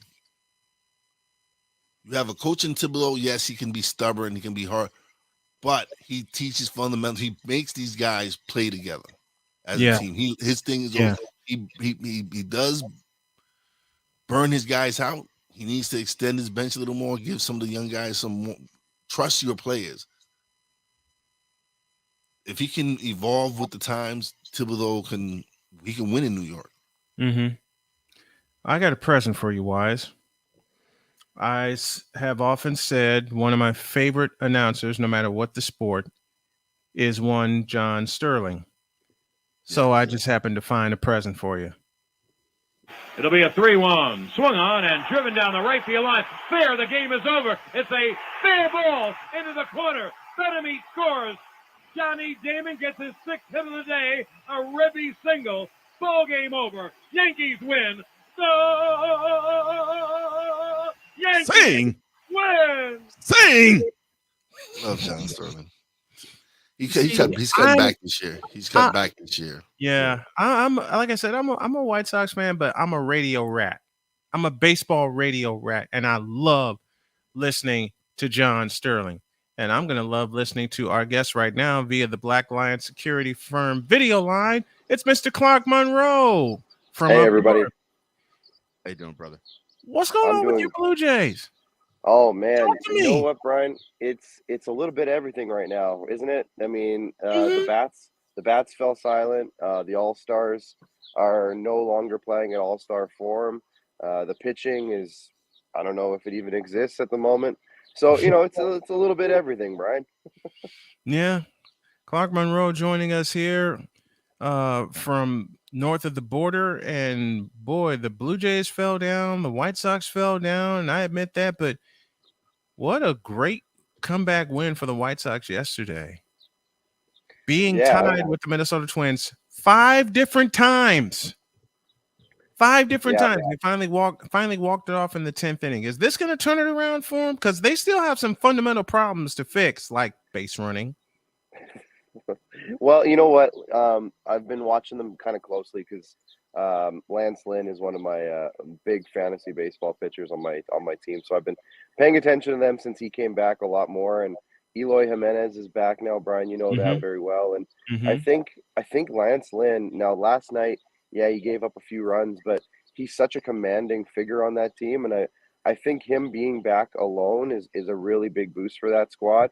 Yeah. Just his leadership and his presence out there and everything about him. So I think once he gets a little bit more into his groove, I think you're going to see them as a team just have a little bit more confidence. And with Jimenez back in the lineup, you saw him hit a home run yesterday. It's going to be big for them. And in that Central Division, if they can just start winning those division games, I think they're going to be just fine. Yeah, we get the last one against the Twins on a getaway day, and it's the division games, because what set us down getting swept in Cleveland to start the season, 2 out of 3 gone in against Minnesota, and it's the division games where they separated themselves last year, and it's going to be the division games where they get themselves back in the race. Yeah, absolutely. And it's so important. And that's the one problem, just going back to the Jays, that they're having, is that early in the year, They were winning some games, but now they're starting to face the Rays a lot more. They faced the Yankees a couple times, and those games are slipping away from them, and they got to start picking those ones up because if you want separation in your division, you got to win those games. Those are the ones that are more important than anything. So I think for the White Sox, yeah, like I said, they're going to get some confidence here, especially with a win like that. That's a team-building type of win, and you just kind of go from there and see what you can do. They have the lineup. They have the pitching. If it's healthy, it's going to be a good lineup. So it's they going to should be a fine. great lineup. And the injuries have decimated the White Sox to this point. Oh. And yet they're still in the race. That's a scary part. They're still in the race. Well, to me, that's how strong they are. That's what I was saying earlier to you, like a couple weeks ago there, Brian. I think that's just how strong those White Sox are, is that even with 7 or 8 pretty major injuries, they can still hang on. So they'll be good. I think you'll be happy with their performance over the next month or so. Speaking of performance over the last month, there's these damn Yankees that are just running away from everybody and hiding, and the only team they can't run away from, crazy enough as it sounds, is the Houston Astros. Are they on a collision course for another ALCS? Well, I hope not. But it sure seems so, doesn't it? I mean, they're built so strongly. I mean, even in the summer when they went out and got even a guy like Isaiah Kiner-Falefa, who is their kind of fifth infielder, so to speak. It just put them in another stratosphere again. Going out and get Josh Donaldson, even though he hasn't been, I saw a stat a couple weeks ago that they traded Gary Sanchez and Gio Urshela for Donaldson, and both those guys are performing better than Donaldson overall individually. But having a guy like Josh Donaldson in your lineup it just puts your team in a different attitude, I think, because he's such a professional. He's so intense, and he brings other players up. So I think for them to have him in the lineup on top of all their other absolute monsters, it's just a recipe for disaster, like in a good way for them every night. For the other teams, I mean, they can just do everything. They can small ball you, but for the most part, they're hitting home runs, and pretty much 7 or 8 of their guys can probably put up 20 to 30 home run seasons at least. We already see Judge already has over 30. So, I mean, what are you going to do? But they're just such a deep team. And if they can just keep that pitching up, and I guarantee you, Brian, they're probably in the market to add another pitcher just because they can. Why not? They are going to be dangerous. The Astros, man, they just keep coming, don't they? They just don't give up. It seems like, they lose Correa. Here comes Jeremy Pena, Rookie of the Year. They lose, whoever else in pitching. Here comes this guy. Here comes Christian Javier, who's been great this year. So, like, they just find ways to keep replacing and with even better players. And that's kind of been the Houston Astro way for, the last decade now. And the scariest part of the Houston Astros, Yordan Alvarez. It's going to be him and Judge for the American League MVP. Oh, he just drops bombs, man. The other day he hit a bomb and threw somebody out at the plate. Oh yeah. I mean, with talent like this, my goodness. Oh yeah, the Astros they're scary, and I didn't have them too high before the season started, but now seeing them, watching them play, seeing how like a guy like Kyle Tucker has turned his season around, and all these other guys that just keep coming, the next wave for the Astros seems to be here, and I don't think they are poised to be good for another 5 or 6 or 7 years. And the thing is, you lose in back-to-back years. You lose George Springer, and you lose Carlos Correa, and in the mix, you also lose Charlie Morton. You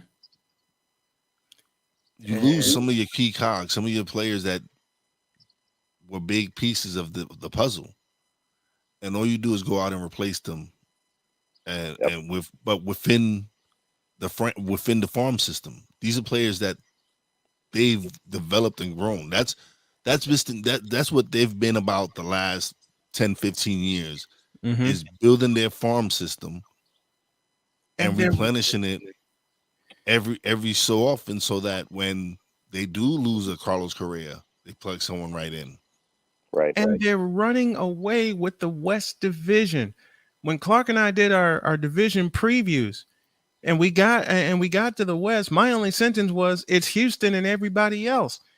They're the only team in the West Division that's above 500, and they're 25 games above 500. And you got to think, the Angels were supposed to be the it team. You have Rendon, you have Ohtani, you have Trout. Yeah, 3 possible MVPs, and they've done nothing. Jack. They've done nothing. It was celebrated when they brought Madden back. He was supposed to be the savior of the bring them back to the social ways. Yeah, how good is that? And if you think about it, the IT team in the American League West was supposed to be Seattle. Right. I was going to say that's actually what I was going to say. Seattle's been a very disappointing team in terms of what they've been able to do and not be able to do. They brought in some guys this offseason. Robbie Ray is the big one, obviously, and I haven't seen much out of the Mariners. So I mean, Julio Rodriguez, he's fun. Oh yeah, I love watching him play. He's a stud. He is a young stud. He's gonna be putting up some numbers. He's actually he's having a great season now. Mm-hmm. Yeah, for his exactly. rookie year. But he's so young. Yeah, and he just has nothing but let's stay superstar in the written West. all over him. Yeah, let's stay in the American League West. Seattle has they've won 4 in a row for now, but they came out hot. the gates. They have the squad to get hot. Yeah, but I just don't want them to wait until. What ignited them was the situation in Anaheim with the getting hit. After that, they've just picked it up. Mm-hmm. I just don't want Seattle to wait until the last minute, like they did last year. Wait until September, the last 2-3 weeks of the season, and then make a charge. They have the team to make a charge right now, but when you're trailing by 13 games to one of the hottest teams in baseball, in the Houston Astros, you got a mountain to climb. But that's the great thing about baseball. A team can get hot and come out of nowhere and catch that division. It's been done. It's not like it hasn't been done. Especially if you look at the American League East, it just with the 4 teams, of course, New York, Boston, Toronto, Tampa, any of those teams can get hot. Mm-hmm. Absolutely. Look at Boston. Absolutely. Boston had a great June. They came did. back. They did. But they lost half a game because the Yankees was just as hot. I mean, the Yankees won 13 in a row? 12 or 13 in a row? So it just goes to show you, listen, I feel Seattle, if Seattle can go on a run, they can definitely do something in the playoffs. Yeah, I think so too. Clark Monroe, producer Clark, joining us here on the Thursday edition of Snowman in the Morning. And then there's the curious case for me of the National League East. It's the Mets, it's Atlanta, and it's everybody else. I always wanted to ask this question. Now I get a chance to. What the hell are the Mets doing 20 games above 500? They're playing dynamite right now. You know, the funniest part about that, or maybe the scariest part too, is they've done it pretty much without the 2 best pitchers in baseball. Mm-hmm. Scherzer and DeGrom haven't even been there, and they're still first place. I've been watching the Mets a lot this year.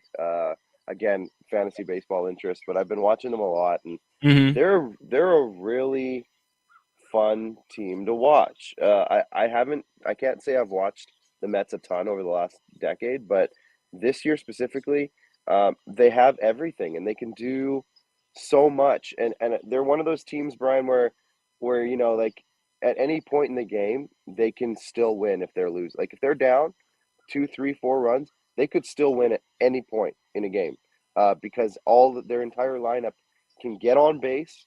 They all hit for pretty good average. They get on base. They got power all throughout the lineup. and they've got speed all throughout the lineup. So at any given point, they can do something, and they have enough pitching this year where I think that's probably the biggest thing for the Mets. Last couple of years, they've been, they've had some strong teams, but they haven't been good enough. I think It's they have been the some DeGrom pitching. bust. Yeah, it's been the DeGrom bust. Exactly. Yeah. Yeah. And I think they've kind of grown a bit in their bullpen. They've deepened their starting pitching staff. So I think they've kind of found the missing puzzle pieces and put it all together. Maybe they've learned from some teams like the Dodgers and those types of teams on how to build a winning team and a consistent team, because they've been able to add certain guys to that lineup that or certain guys have gotten to the next step in their careers. You brought in the right manager when you brought in Buck Showalter. Yes.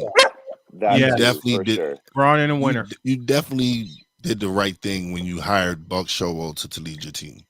Yeah, he is a great manager, and he's proven it throughout his career. And the thing is, Buck when you look at Buck, he looks like this just like he's always got that but this is a fun-loving team. This is a team where they have so much personality, and you just enjoy watching them play because you see that they play the game for fun. They have a great time while they play the game. I'm a diehard Yankees fan, but I love baseball. Yes, and so I root for the Mets. Not when they play the Yankees, but I root for the Mets. And adding Lindor, having Pete Alonso, Escobar, all these different players that they've added. Yeah. That Jeff have McNeil, personality. And Jeff Edwin McNeil Diaz, and Brendan he's changed Nimmo. his, like when he first came in the Robinson Cano trade, he was supposed to be he was the big piece of that trade. Not Cano, not really Cano. Cano was on the downside of his career. Getting Diaz to solidify your bullpen. He just needed to get acclimated to New York, and now look at him. That bullpen is one of their best. Yeah, man. Best parts. It is. It is. Man, it's fun talking baseball with these guys. We're up against the break, but Clark Monroe, producer Clark from the Rod Peterson Show, joining as he does every Thursday. And isn't there a draft going on tonight? Oh yeah, right. Yeah, the NHL draft is tonight, so I'll be watching my Maple Leafs here, Brian. They finally have a first round pick. They've been trading away quite a few of them in the last few years, which is fine. They've added some good players because of that, but they do have a first round pick. So with that in mind, I'll be keeping an eye on the first round. I think you might see, it's just if we're talking Leafs specifically, you might see them trade down. The Bill Belichick approach, go out and get a couple second rounders or a second and a third or something like that, because their pick is 25th overall, so that's pretty much the end of the first round anyways. And Dubas, Kyle Dubas, the general manager, has shown in recent years that he does enjoy a good trade down. So I wouldn't be surprised. They might package that pick for another big trade in terms of maybe clearing some salary cap and bringing in another player. So we'll see. I think you might see. I mean, I think for the last 5 years or so, the NHL has kind of hyped up the NHL draft as this big trade day where there's going to be lots of trades, and there might be. There certainly is a lot of options for trades, but there's also been a lot of years where nothing happens. So we'll see. There's a lot of hype around trades. A lot of teams are in bad salary cap spots, and a lot of teams out there are able to help those situations. So we'll see if there is a lot of fireworks in terms of trades. But overall, the draft is always a fun couple of days, and I'm looking forward to diving into it. Looking forward to it as well, and looking forward to your coverage of the NHL draft. Thank you, Clark. Appreciate it. Absolutely. Thanks, guys. Clark Monroe, the super producer from the Rod Peterson Show, joining us this morning. We're going to a break, and we got some more stuff to talk about, and then David Glenn at 10:05. This is Snowman in the Morning with Cole Johnson. Wise El Jefe hanging out with me. Back in a flash.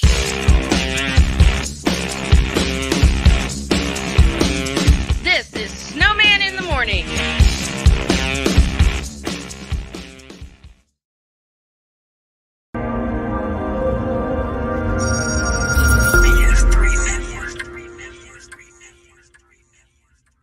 BS3 Network. Changing the way you watch TV.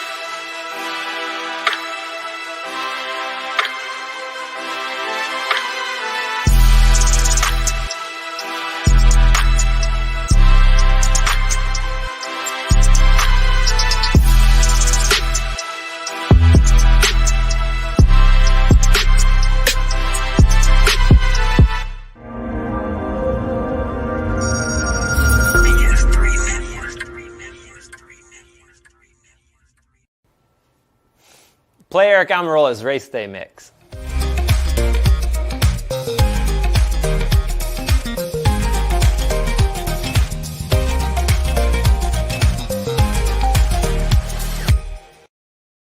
I can't do it. We'll do it live. Do it live! I'll write it and we'll do it live! Mister, will you please wake up? Sandy, give those guys a little extra weight. Roger Craig, still on his feet, still running. What a run by Roger Craig. You'll never see a better one than that. From 46 yards. He has that thing of getting those knees high and keeping the shoulders low. And he makes every team look like they're bad tacklers. Watch the way he gets that high knee action, keeps those feet going like two pistons. Then, at the same time that the knees are going high and keeping going, the shoulder can get low to take on a tackler. This is Snowman in the morning. Hey, this promises to be fun. Oh, yeah. Can't wait. Are you kidding me? Do you believe it?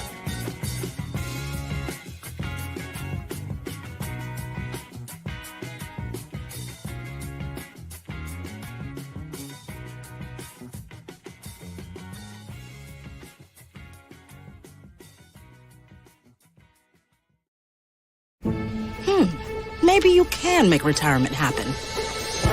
After all, you made home ownership happen. Homeschooling yourself on loans, beefing up your credit score. So I'm pre-approved. You were like, yes! Sorry. Color coding listings, ticking boxes, and flushing every toilet in a 20-mile radius. Home sweet home. You aced House Hunter. Now get the tips you need to get on track at aceyourretirement.org. Mister, how do you operate this Twitter thing or this Instagram thing or whatever the heck? You're supposed to know all this stuff. Anyway, welcome back to the show. Official SIT Morn is the ID that you need. That's official SIT Morn. Had some comments come to us during the break. Hoping my Ryan McCarthy talking about his Devils. Logan Cooley would be a good pick for him.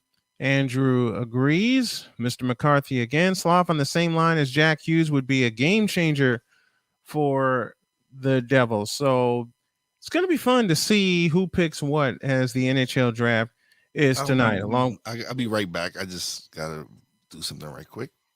All right. But I just posted something real quick on our TikTok, but what a lot of people don't realize, and I know I want to make this behind the scenes, but I'm tired, but I'm pushing through, man. I'm pushing through, but it kind of wears on me a while. That's why I shaved an hour off of the show, because I had gotten it up to 4 hours once upon a time, but then my energy was worn. And plus I got to carve out some time to make sure I do all my editing and to make sure I get the podcast updated. And I still have to do that. I still have to update the podcast on Odyssey and all kinds of things. What I might do and what I'm thinking about doing is putting the chat link out there and see if anyone wants to come up and chat with us. Been thinking about that. What do you all think? I want to add a segment where the fans call in and chat with us. I want to add a call in. I want to add a call in link or a call in segment link. I want to add a call in segment. What do you guys think? Oh, here goes Sick Diggy with the Amber Alert. Ben Simmons was just seen in LA at Dr. Dre's studio getting laughed at when he asked the super producer to collaborate on a mixtape. Sick Diggy says, I'm game for the call-in segment. Thank you. And what I also may do to make an adjustment visually while I'm putting things out there is to have my guests come in audibly. Because I'm working on a few things to help make this show visually better as well as exponentially better content wise. And we got a few minutes before hey, don't do that. We got a few minutes before the top of the hour. But since we have an Amber Alert, have you seen this man? He's been missing since June 20th of 2021. And it seems like he's going to be missing all the way until October. So if you've seen this man, please send a report to Snowman in the Morning with Cole Johnson. I think that's where I'll stay for a few minutes. Are we going to see Ben Simmons again? No, I don't think so. I don't think so. Andrew says that would be cool. Okay, so here's what I'm going to do. Beginning Monday, I want to designate a segment. It's always when people can hear me without.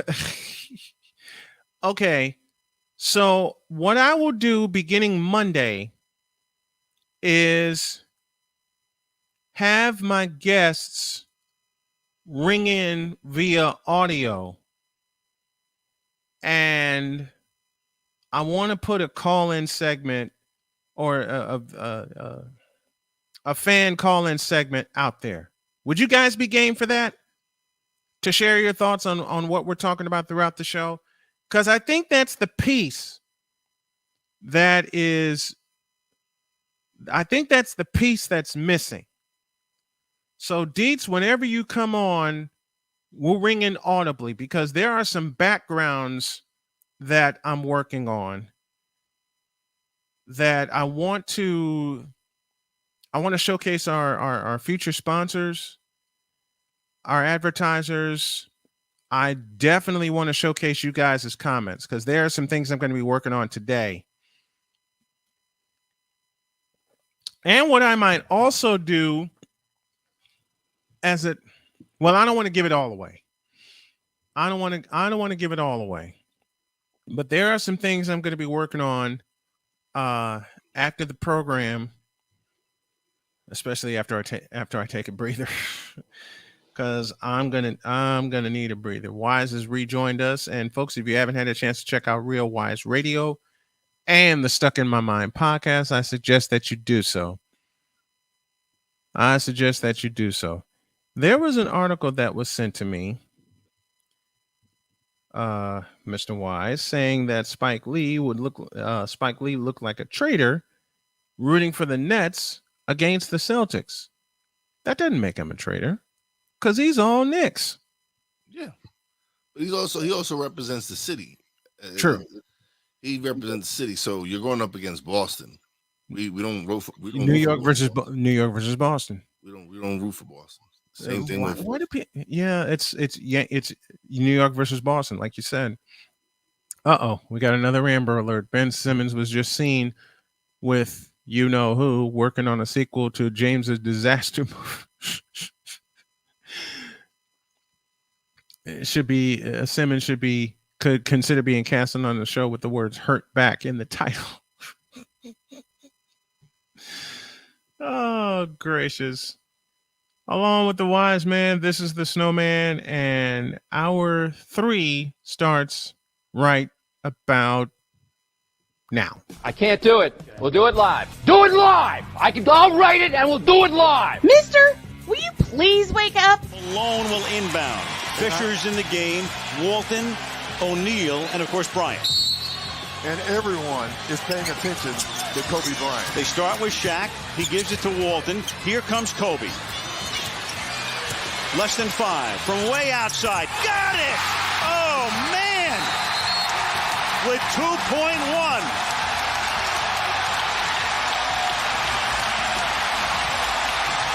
This is Snowman in the Morning. Hey, this promises to be fun. Oh, yeah. Can't wait. Are you kidding me? Do you believe it? Yeah, buddy. Hour 3 starts right now. Along with Wise El Jefe, this is the Snowman. David Glenn joining us in a little bit to talk super conferences. That's college football's thing. Why are we going to super conferences now? Well, I already know the answer. Money. Yeah, money. Money. It's all about the money. Mm-hmm. The Big Ten is about to sign a $1 billion deal where it's almost guaranteeing every school $100 million. Why would you not? Like, why would you not want to do it? Like, is that $1 billion broadcast deal?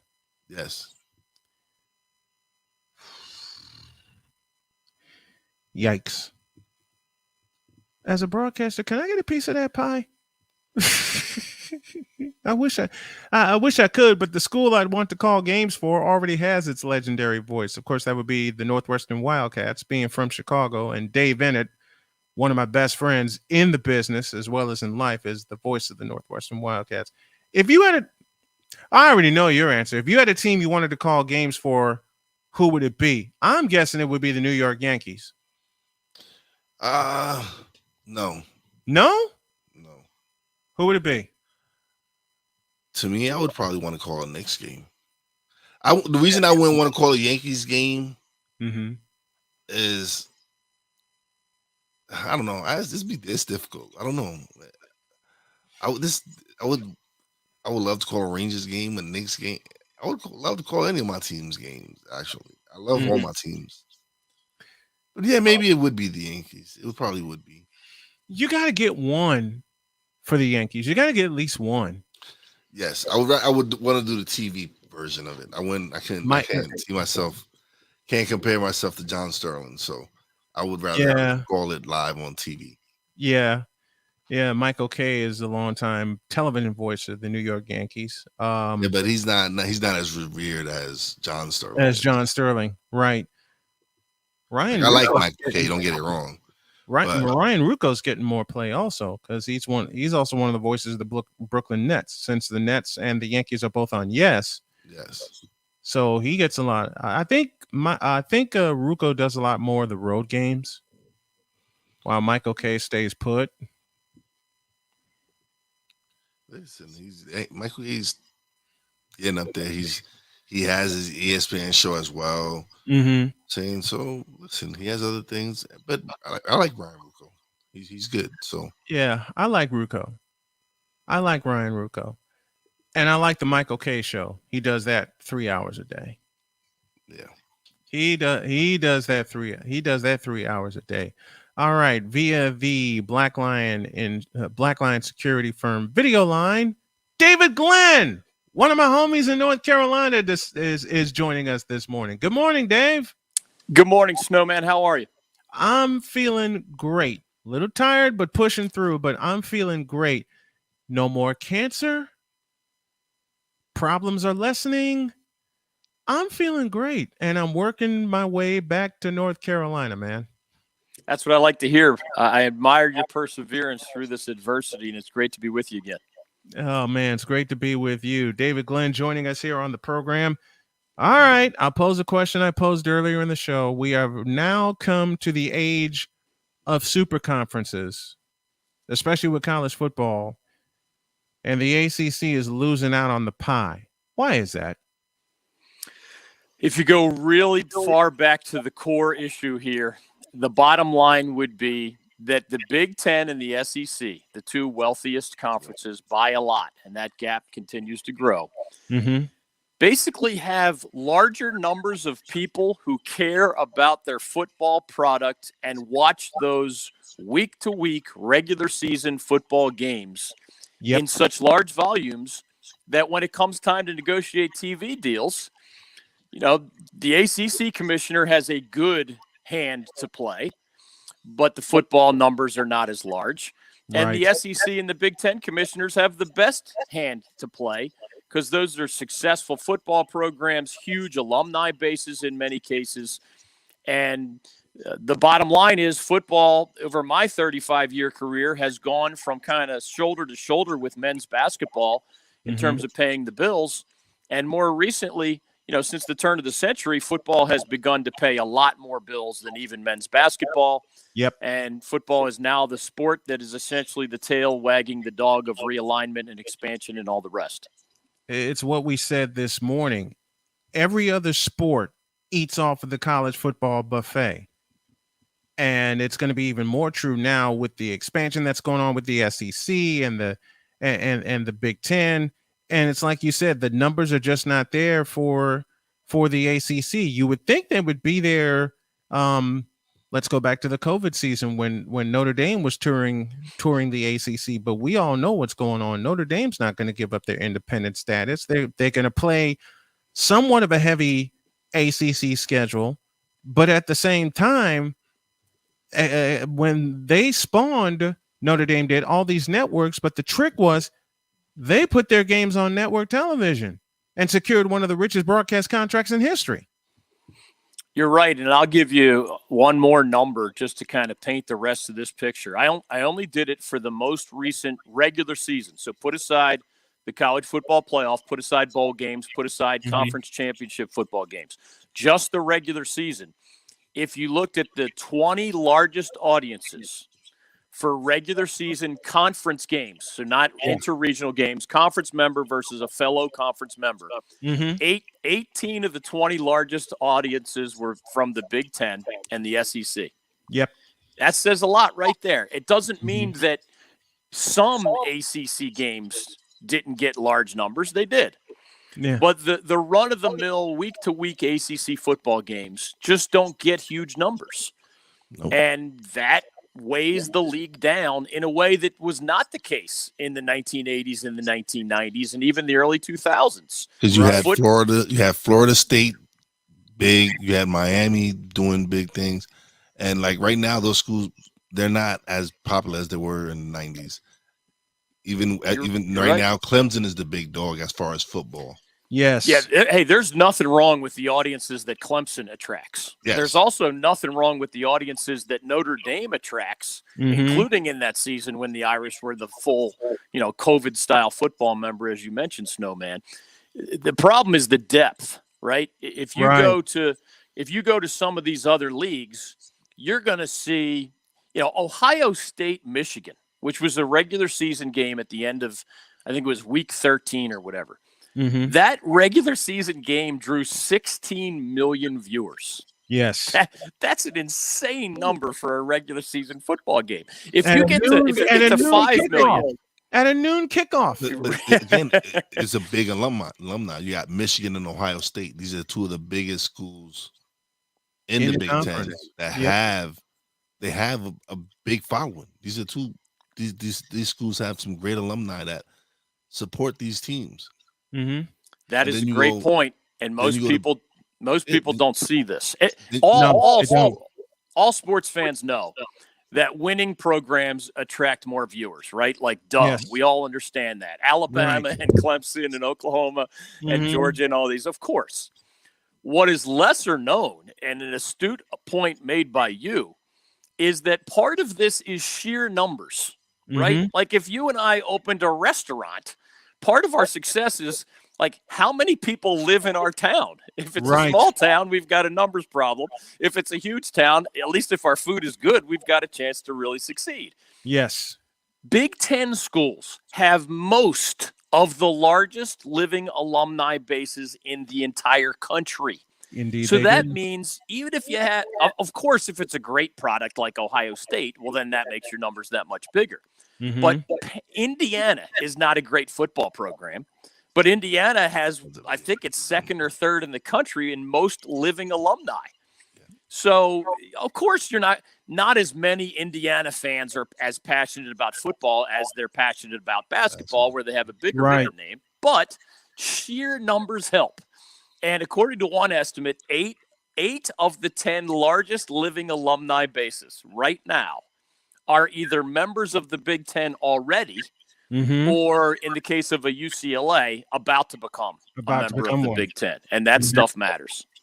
Yeah, it does. It's what you said just a moment ago, Dave. It's a sheer numbers game. It's a sheer numbers game in terms of viewership, in terms of alumni. And like you said, they're going to add the Big Ten's going to add two of the biggest alumni bases in UCLA and USC. So it just gives the Big Ten and the SEC more power to bully its way around and get bigger financial pieces of the pie. You're right. In round numbers right now, this is tweaked a little bit just to simplify it. SEC schools and Big Ten schools get an annual check from their conference office in the neighborhood of $55 million. That's per school per year. Yep. The ACC is in the $35 million per school per year.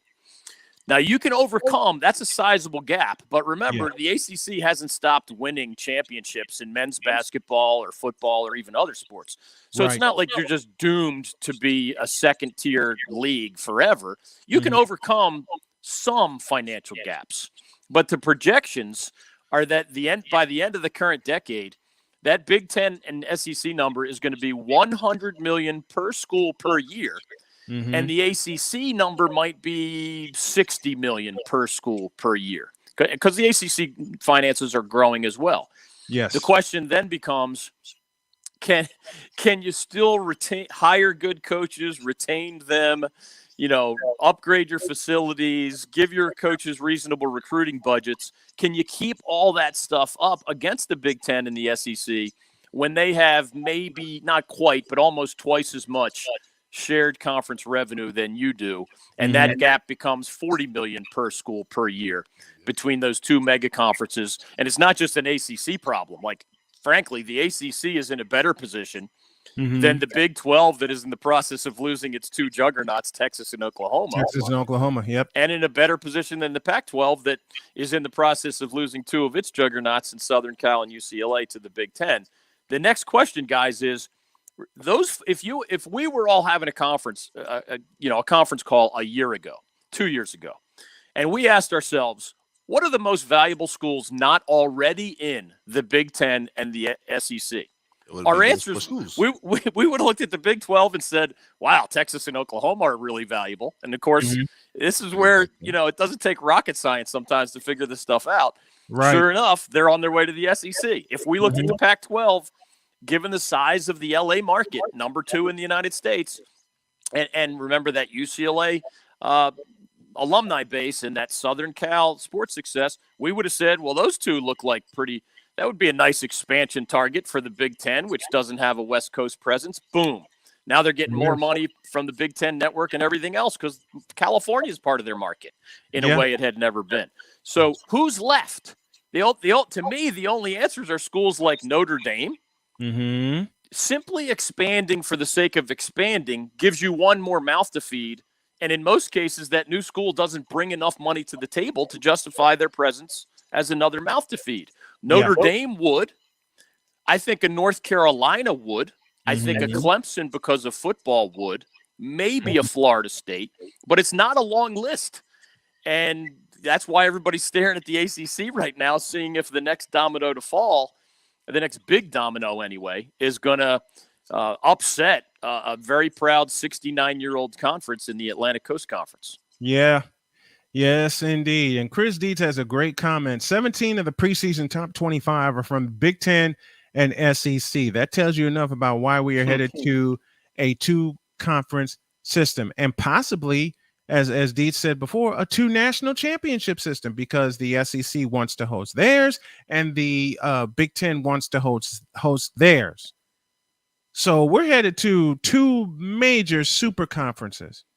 And Ryan McCarthy dropped this little nugget. By 2025, like I just said, it's going to be two giant conferences in the NCAA. And if you think about it, ESPN and Fox are going to play a major role in this. Oh, they already have. These conference commissioners, when they get nervous about money, one of their first phone calls is to their TV partner.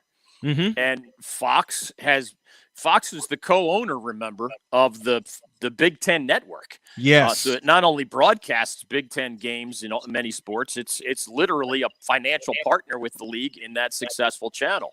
Mm-hmm. ESPN/Disney/ABC is the partner of the SEC.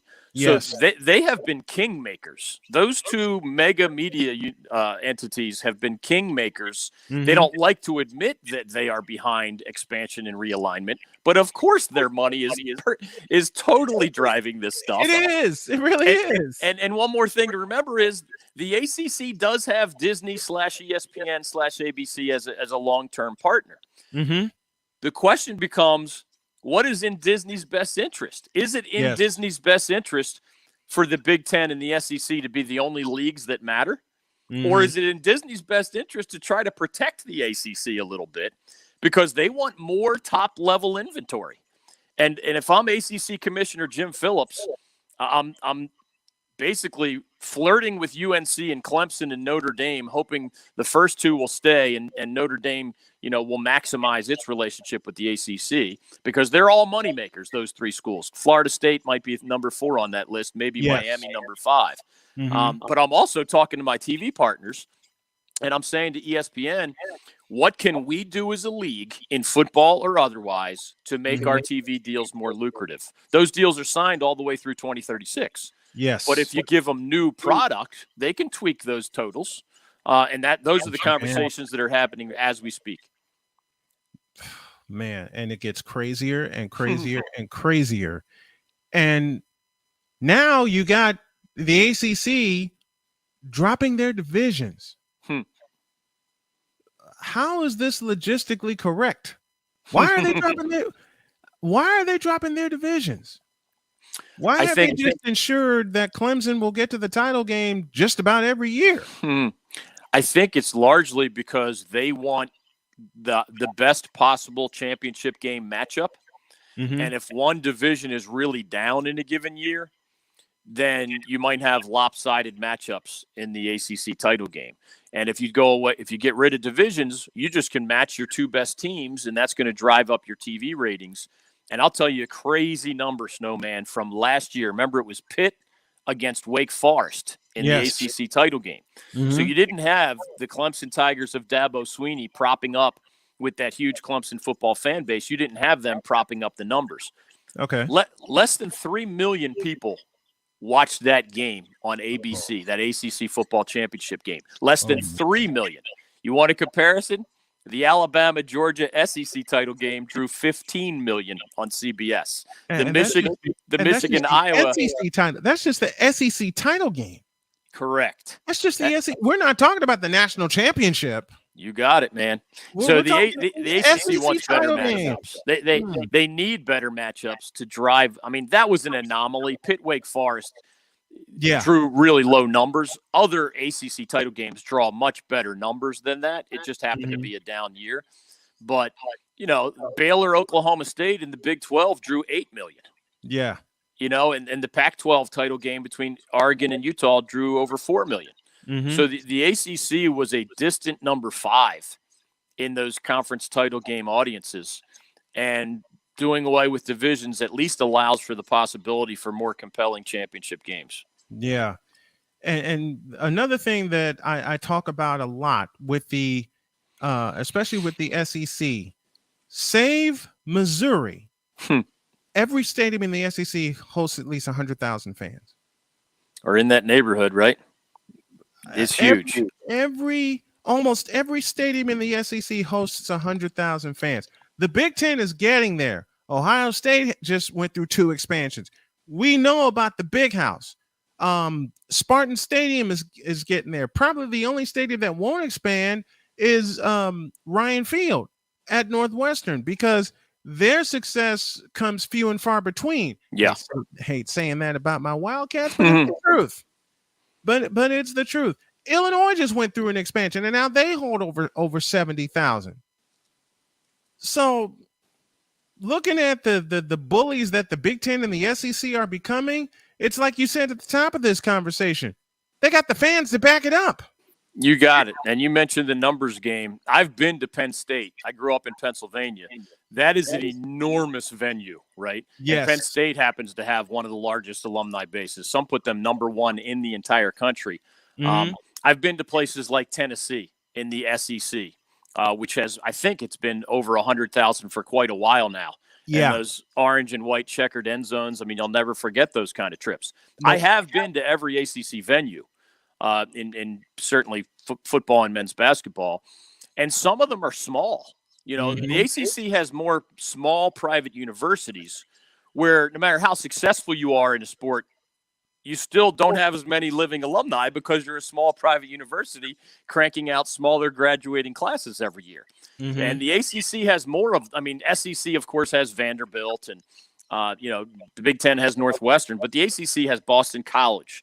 And it has private school Duke, and it has private school, Wake Forest.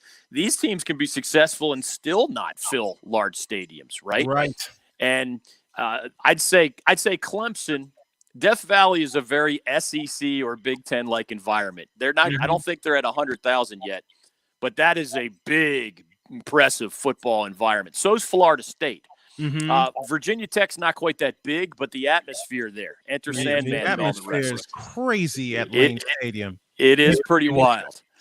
And once upon a time, Scott Stadium in Charlottesville was nuts.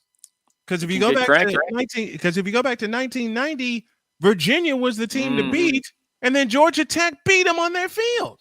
Yeah, I remember that. George Welsh had the Cavaliers relevant in football in a way that I don't think they had been in like the history of their school. So that was impressive. And I came along in 1987 covering the ACC. So I remember those early years quite vividly. And that was just before. It shows you how long football has been so impactful in college sports. It was around that time, early 90s, where the ACC already realized that whereas it was great in men's basketball, everybody wanted to be like the ACC in men's basketball. It was great in, women's soccer and men's lacrosse and dozens of other sports, or a dozen other sports, I should say. They were not as consistently good in football, and they knew that was a problem. So, of course, they added Florida State in the early 1990s, and that did help a little bit. Bobby Bowden's Seminoles brought some national titles to the ACC when a lot of people kind of rolled their eyes at the concept of ACC football prior to that. Right. So it's gotten better, right? I mean, Virginia has had its run. Carolina had that 90s run under Mac Brown. Louisville was really amazing when Lamar Jackson and Bobby Petrino was there. Yep. Miami's a 5-time national champion. It's just that none of those have happened since the Hurricanes joined the ACC. And then Carolina again in 2015 getting to the ACC title game. Got it. And who they match up against? Clemson. Yes. That was a wild one. I mean, North Carolina in 2015 came out of nowhere.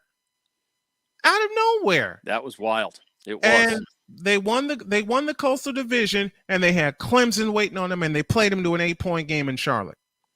That was wild. And, the ACC just needs more examples of that more consistently in the sport of football. They've won 6 of the last 13 men's basketball national championships, despite those budget deficits that we've been talking about compared to the SEC and Big Ten. Those leagues wish they were the ACC in men's basketball. Right. But the ACC is the one playing catch up in football, along with a weakened Big 12 and a weakened Pac-12. And that, right now, guys, all eyes are on Notre Dame first, Carolina, Clemson, Florida State next. If everybody stays put, I think the ACC can continue forward with an improved ACC network distribution. They signed that deal with Comcast last year. That means a lot more money. Yep. With maybe the scheduling alliance with the Pac-12 in football, that'll get more money from the Disney/ESPN folks. There are ways to chip away at the financial deficit. They're not going to catch those two leagues anytime in the next couple decades, I don't think. Oh, no. But if they don't lose any members the way the Pac-12 and the Big 12 just did, well, then the ACC can be, kind of that third best conference that's still beating SEC teams on the field from time to time, especially in other sports, but occasionally in football. There's nothing wrong with Clemson's record head-to-head against the SEC lately. Some people miss points like that. Right. And competitively, Big Ten football has been better than the ACC, but not night and day better than the ACC. So it does start with fans. It continues with money and TV. I don't think the implosion of the ACC is inevitable because of the grant of rights and the exit fees and stuff like that make it very expensive to leave. But I know that everybody in ACC country is very nervous right now because all it would take would be one domino. Notre Dame going to the Big Ten, or Carolina going to the Big Ten, or Clemson or Florida State going to the SEC. Everybody's worried about that. It would take that domino and everything crashes. I think you're right. In the ACC. One of the best in the business in covering the ACC, David Glenn, joining us here on the Thursday program. Thank you, my friend. I love you, and thanks for coming on today. Great to be with you. Back at you. Keep up the great work, guys. Appreciate it. Very much appreciate it. We'll take a final break, and then Wise and I will come back, and we'll just chew the fat for a little bit. This is Snowman in the Morning with Cole Johnson. Wise El Jefe sitting in. Back in a flash.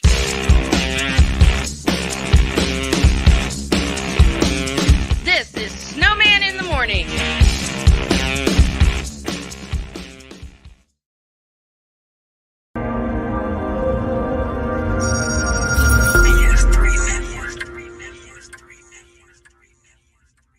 BS3 Network, changing the way you watch TV.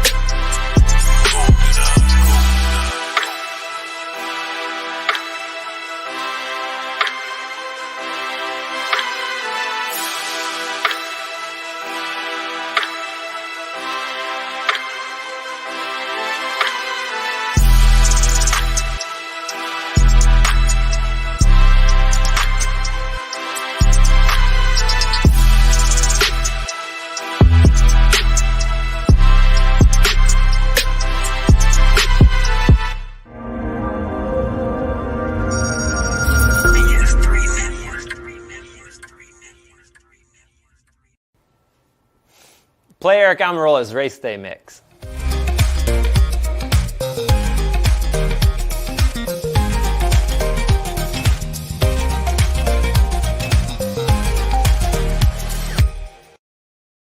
I can't do it. We'll do it live. Do it live! I'll write it and we'll do it live! Mister, will you please wake up? And give those guys a little extra weight. Roger Craig, still on his feet, still running. What a run by Roger Craig. You'll never see a better one than that. From 46 yards. He has that thing of getting those knees high and keeping the shoulders low. And he makes every team look like they're bad tacklers. Watch the way he gets that high knee action, keeps those feet going like two pistons. Then, at the same time that the knees are going high and keeping going, the shoulder can get low to take on a tackler. This is Snowman in the Morning. Gee, this promises to be fun. Oh, yeah. Can't wait. Are you kidding me? Do you believe it? Yeah, I believe it. You should too. Snowman in the Morning, live, 8 a.m. Eastern. Check us out.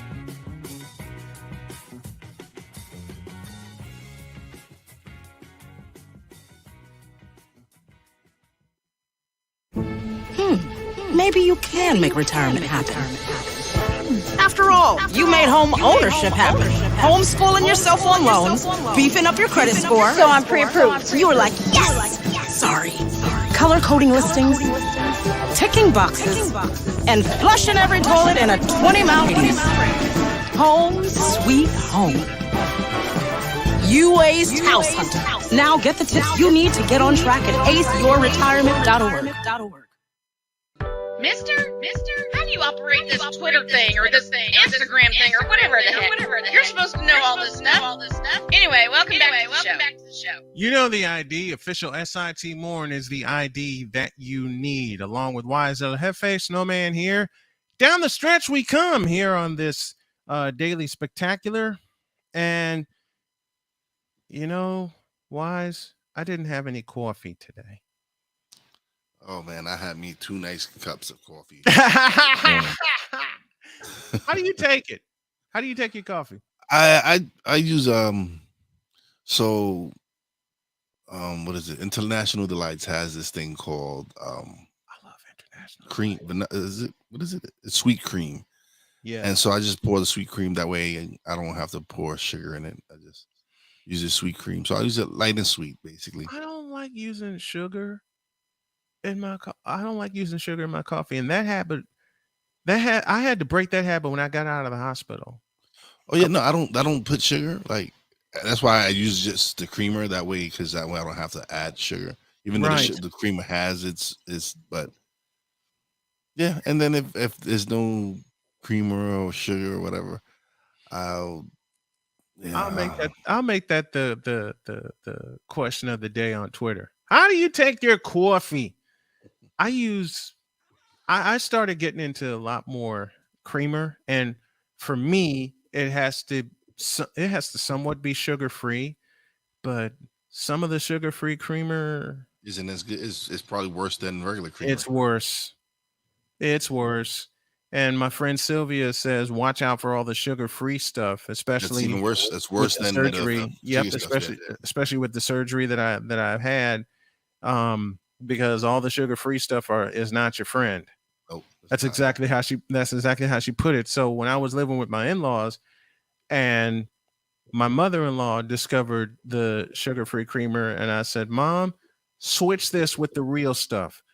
And she says, you're not going to put any sugar in it? I said, nope, just get me the real stuff and we're good. Yeah. So yeah, that's why I get a certain sugar creamer that I like, and yeah, I don't have to put in them no extra sugar or any of that. Yeah, I don't want to use extra sugar. I think I got a coffee maker coming on my birthday in a couple weeks. We'll see what the wife does. 33 after the hour. You're hearing us live on Real Wise Radio, as well as the SDM Sports Network and SDM Sports Radio. Dietz answers the question. I put milk and sugar, then I throw it in the trash because I remember coffee makes me puke. Then why'd you get it? Then why'd you get it? You know what's weird?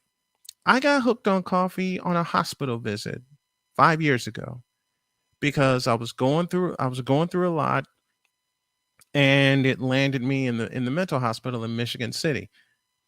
I specifically told them when they asked, I do not drink coffee. Yeah. So what'd they bring me the first morning? Coffee. And lots of it. And what's bad, I'm a card carrying member at Starbucks. I'm a card carrying member. I got to get my white chocolate mocha. Yes. We have a Starbucks at my job, and they already know when I come down what I drink. They have it ready for you. Yeah, they have it ready for me. Or if I don't go down, I love it. Whoever's going down, they'll say, "Hey, it's for Will," and they already know. Mm-hmm. I love it. I love it, and that addiction happened by accident. You know, when I was talking to Stacy yesterday during the health minute, and you know, she said, if you're trying to kill caffeine, do it in moderation, which is what I need to learn how to do. And I'm working at it. I don't drink coffee. I'll probably drink 2 cups of coffee a day. Mm-hmm. That's about it. Like first when I wake up in the morning, mm-hmm. and then when I get to work, I'll have me my Starbucks, and then I won't have coffee again unless the wife later on she comes home tired and she wants some coffee. Then I'll make her some coffee, and I'll have some. But other than that, I'll probably just have 2 cups of coffee a day. When we unpacked, when we moved here to the new house, I found this, and I told my wife I was snatching it. But what I'm going to do, when I get the website back up, I'm going to order a Yeti that has my logo on it, and I can return this to her because she's got like 2 other bottles that she wants me to use. And right now it's full of ice water.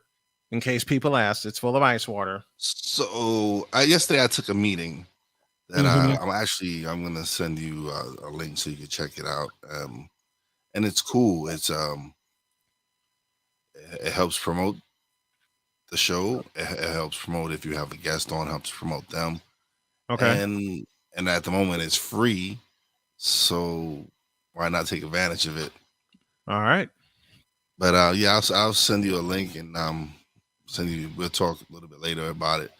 Okay. But yeah, man, it's some exciting thing. I'm learning a lot of things, man. Yeah, so am I. And the biggest thing I'm learning is managing my time. Time is key. It is. Managing your key is very important. Listen to me, damn near 50. Everybody else got the time management thing except me. And now I'm finally getting it. My wife is proud of me. And she says, you're actually scheduling the blocks of time that you're in front of the computer. Yeah. You gave me that lesson. Yep. I never learned it till now. Never learned it till now. And I'm glad I did. I need to start setting up like a day, which is going to be the day that I set up everything that I need to get out. Like I'm going to set up a day like I think it's going to have to be a Thursday, Friday where I can just actually set up my week, set up what I need to get released, when I needed to release it. And so it's just me again, it's scheduling. Yeah. That's a big thing for a lot of entrepreneurs and everything is trying to schedule time to work on your business and work on your craft. Any and everything. Yeah. Any and everything associated with it. Definitely. And that's the toughest. That's been the toughest thing for me. I've been an entrepreneur for many years. Didn't realize time was the key factor with everything. Yeah. Didn't realize time was the key factor. Now that we moved in here to the new place and I got a wider desk to use, and that clip you posted last week is making me drool for 2 new monitors. I just actually rearranged it a little now because Yeah. now I'm using my my Canon M50 as my video camera because I just Yeah. enjoy the quality of it. Mm-hmm. But I have my switcher connected. I've rearranged my desk. I cleaned off my desk. I got me some. You cleaned off your desk? Yes, I had to clean off my desk, man. So I got me some. You don't want to see mine right. You don't want to see mine right now.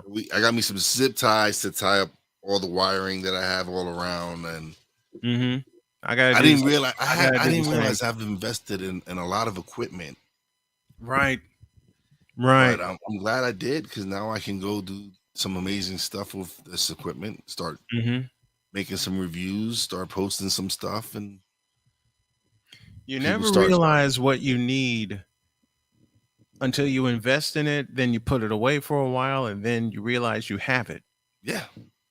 I have all types of stuff that I'm like, wow, I could have used this on my trip to Florida.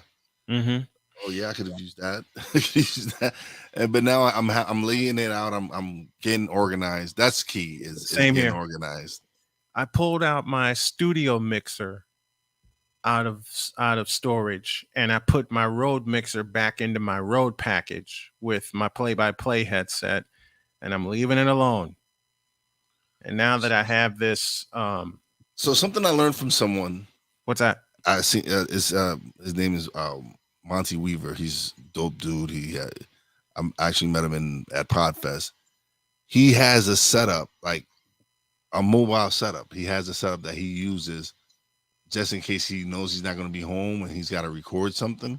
He has a mobile setup. So that's what I'm working on is building my mobile setup. So when I go away, I have it set up and I can just bring it with me. Yeah. That's been huge for me, having a mobile setup and just being ready just in case I know I'm not going to be home for a while. And now that I have a desktop, I can literally clean off my laptop, reset it, and then use it for Mobile setup, games yeah. or for use it for the mobile setup. Use it for Mhm. when you go away. Yep. The laptop Yeah. is there. Yeah. And I'm transferring everything I'll need on the desktop to the desktop. No, what you I'll need be to doing- do is go out and get yourself one of these external hard drive. It's not. They You have mean like some. this? Yes, and that's where you put everything on. Mhm. Because you don't want. I'm learning that you don't want to slow down your home PC either. No. So No. get The yourself. only thing that I have on here is my music and my sound bites. Yeah. And that's all that's going on this. I got 16 gigs of RAM at my power, and I'm not going to waste it. Yeah, definitely. Rod from the Uncensored Pod. Will Cam Newton get re-signed to the Panthers after the Baker trade? We'll answer that question right now. No. Matter of fact, let me Will answer. anyone sign Cam? Let me what's the question again? Will anyone sign Cam? Hey, Bishop Bullwinkle, got an answer for me? Hell no. To the no, no, no. Hell to the no. Hell to the no. To the no, no, no. Listen. There you go. There you go. Cam Newton is finished. I've been saying that for 2.5 to 3 years. Cam Newton is done. Finito. He can't throw a ball more than 10 yards.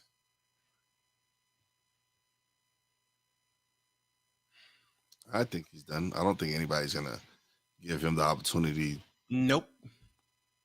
Especially not be a starter. And for what? What would you do? I think he still considers himself a starter, and that's not happening. You know, I will never forget what Cam said. And for those of you wondering, Cole had to step into his meeting and into his Thursday workday. Cam Newton said, quote, "There ain't no 32 quarterbacks better than me." Close quote. And I respond with the following. No, there are not 32 quarterbacks better than you. There are 64 better than you. Starters and backups. Probably a little bit more with third stringers. Yeah. And as far as Cam Newton getting signed by anybody,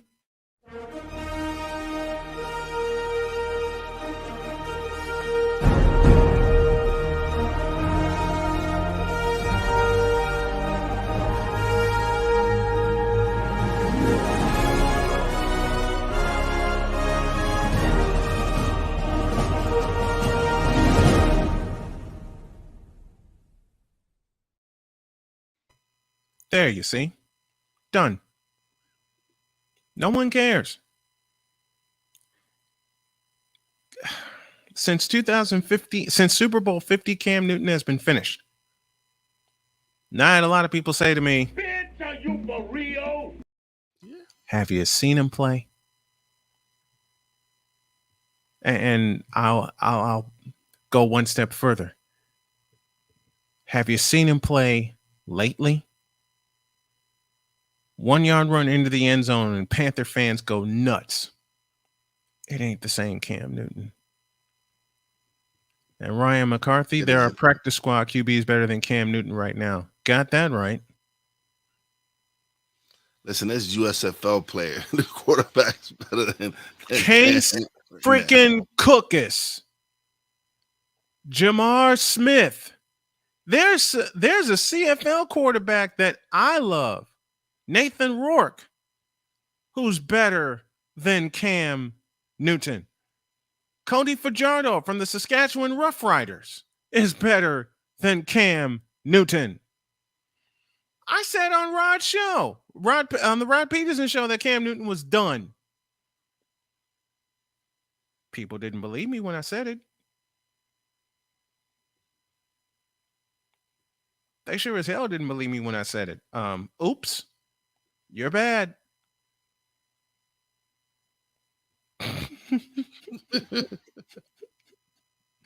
You're bad.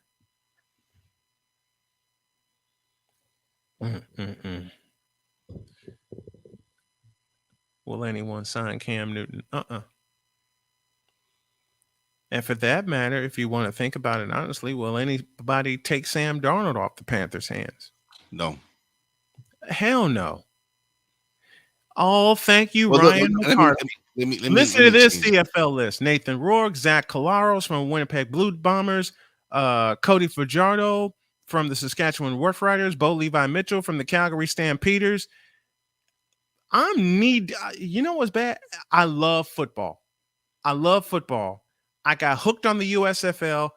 I am hooked on the CFL now. Because my early season MVP for the CFL is Nathan Rourke. He finally threw an interception last week, and I'm waiting to see what he does this week, but I'm hooked.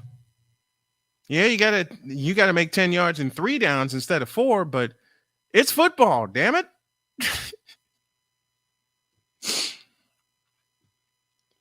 It adds a different element. It's definitely it's still football. It's just they just have different rules, man. But it's fun to watch. Yeah, it's exciting. I'm knee deep in it. So not only am I going to watch the Super Bowl, I'm also going to watch the Grey Cup. Any kind of football championship game, I'm in it. I'm all for it. And next year, what I want us to do is not only watch it, but cover it. I want us to be there. If they play in Canton again, we'll be in Canton. You are media, so you can apply for media passes. I'm going to. When I get everything together, website included, and get the team to get the team and the staff together, I'm going to be applying for some press passes. And the biggest one I'm going to apply for will be Super Bowl 58 in Las Vegas. I had plans of trying to make this one in Phoenix, but physically, I don't think I'll be able. I want to be sure I get completely recovered and completely well. I gotta limit my trips to a minimum. Now, I'm gonna be giddy and say, when I get the call from University of North Carolina, Greensboro saying, we want you as our voice, I'm buying tickets in bunches.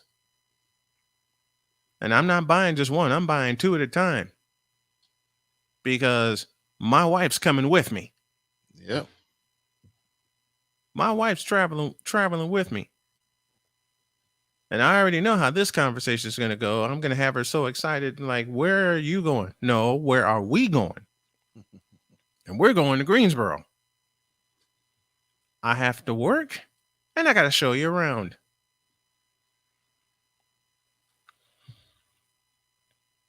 So, plans are in the works, folks. To say the least, plans are in the works. So how much did you learn at that Podfest? Because I know you were having an absolute ball. I learned so much, man. It was an experience that I needed, man. It was being able to sit down with like-minded people, sit down with people who knew the struggles that you go through as a beginning, as a start. Like, yeah, I've been doing it for 2 years, but I'm still learning. I'm still growing at. And not coming from a media background, still learning the tricks but being, like I said, being able to sit down with people that I can actually say I would watch their YouTube, or I would follow them on social media, or catch a video of theirs. To be able to sit down with people like that was priceless, man. Being able to, like, I use these cards called pod decks to actually get to meet the creative pod decks and have a conversation, and him know who I am now and send me messages and interact with me. That's great, man. Those are networking people. With, like, networking is the biggest part of what we do. What we like when we do this here, this is fun to us. We enjoy recording and doing all this. It's the behind the scenes and the networking and all that is where we truly build our brand and build what we're doing. So for me, it was big. I want to say thank you for allowing this show to be run on Real Wise Radio. To me, brother, it was a no-brainer, man. Like, I'm all about supporting my friends and supporting people that I know are creating some great content. Why wouldn't I want to be a part of that? That would be stupid on my part. Not wanting to align myself with someone who's as creative as you and Kolar, and you have a great show. You have great audience members. Why wouldn't I want to interact with them? Why wouldn't I want them to could grow with me, to be a part of what I'm doing as well? Mm-hmm. So I've made some great connections from this show. We got the NFC Beast coming up. Yes. I gotta still sit down with Ben and get situated what me and Poppy J are gonna do on the S3 network. Mm-hmm. We have a lot of things that we're working on that we want to get out there. Mm-hmm. And being a part of this show has opened up many opportunities for me. It's getting me into doing football now with the guys. Mm-hmm. It's a sport I love to talk about. Now it's I'm getting involved. I'm doing 2 shows. We're doing the NFC Beast, and they have another show where it's a head-to-head. Whatever team your team is going up against, they're gonna have a representative, and there's exciting things going on. Yes.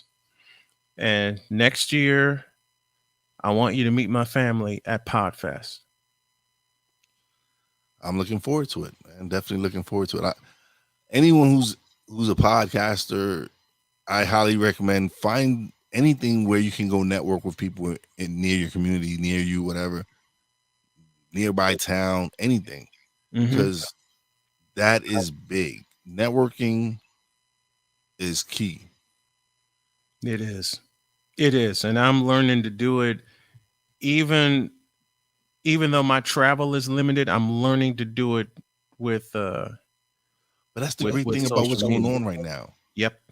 You don't have to go travel and meet with people. You don't. It can all be done now. Mm-hmm. Well, Ryan, they held it in Orlando this past May. And was it May? I'm just so well blended, but it was May. But yeah, it was great. The next one is next year. They actually have an event, a virtual event coming up in September. When I get the information, I'll definitely share it with you guys. Please do. And please do, because I want to be a part of that. I want to be a part of that. Yeah, and it's a fort. Listen, doing this has opened up so many opportunities, and I'm just excited, man. I'm just excited to build something that I feel is going to be game changing, man. Like when I started this, I didn't know what I was doing. I didn't have a clue. Right. But I knew that this is something I wanted to do. I started a production company. I started an internet radio station. I was like, when the thing was, when I just started, like, yo, I want to do this, my nephew was like, let's do it. Yeah.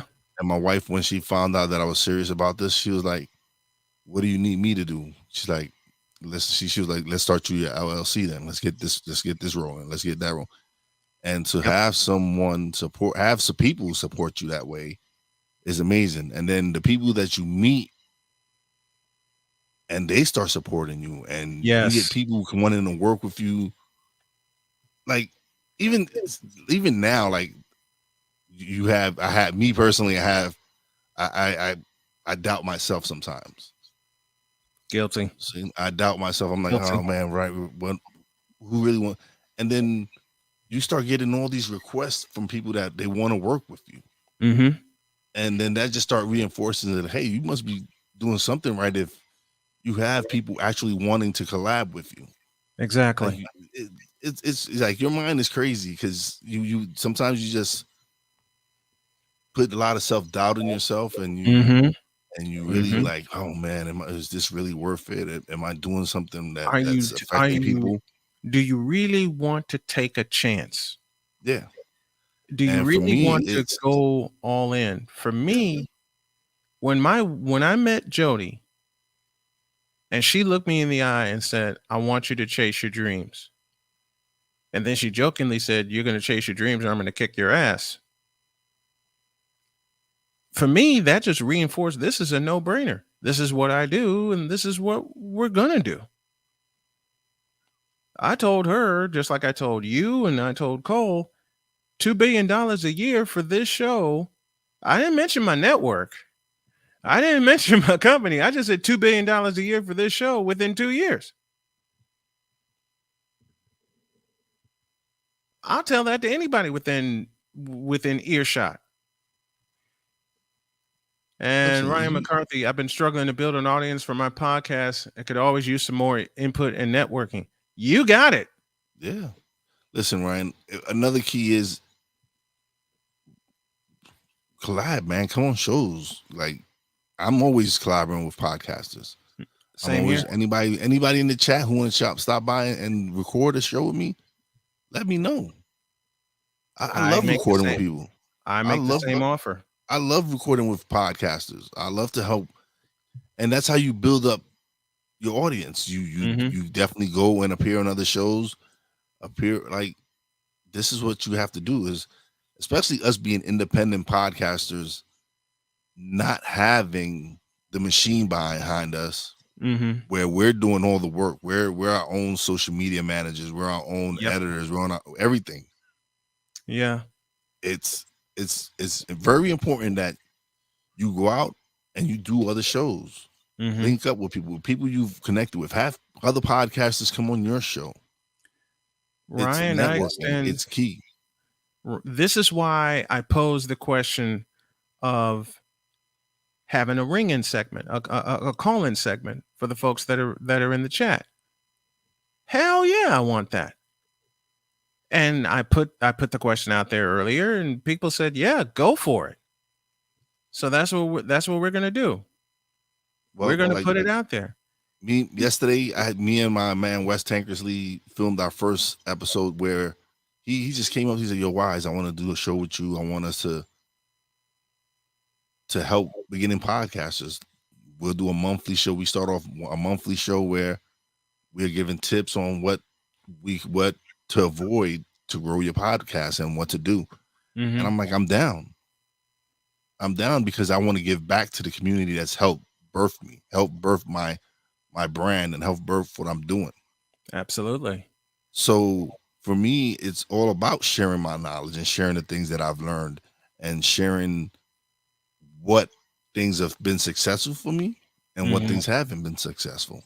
Yeah. Yeah. I mean, long as I've been in the game, I'm still learning.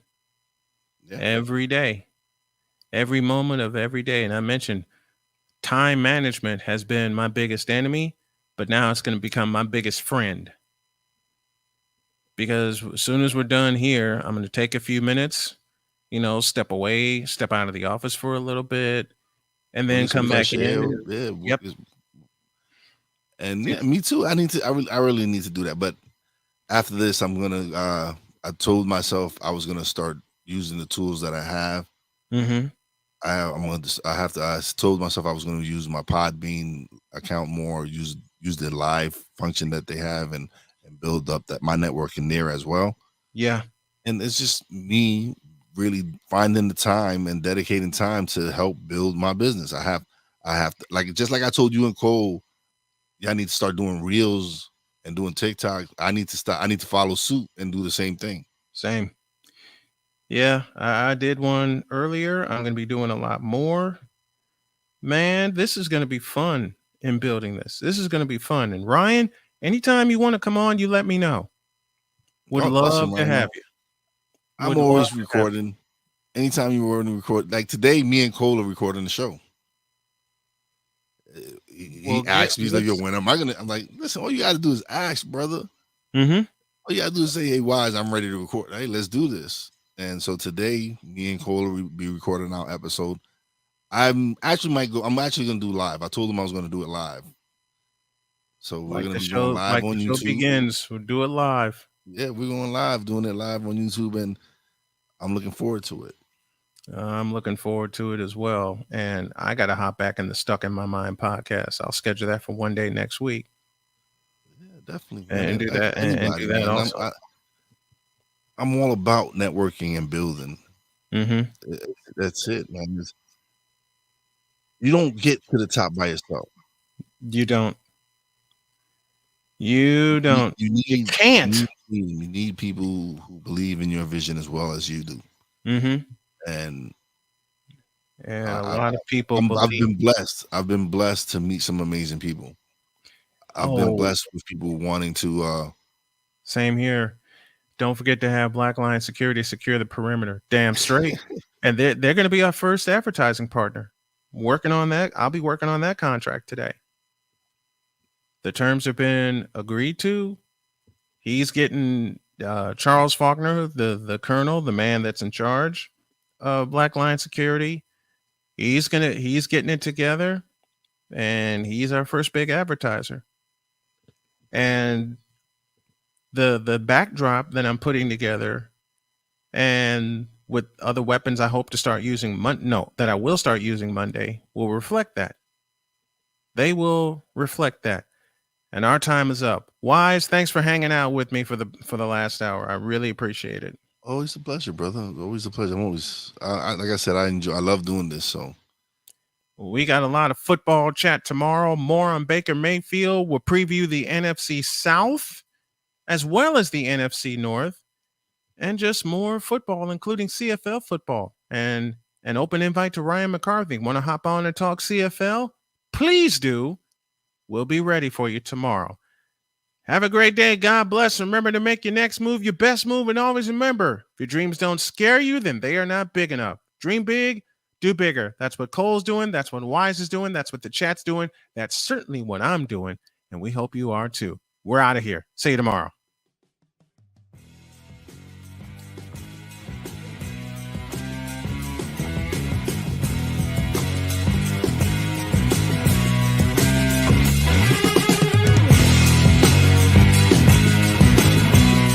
Thank you for tuning in to Snowman in the Morning with Cole Johnson, the hottest of hot takes and the coldest of cold, hard facts.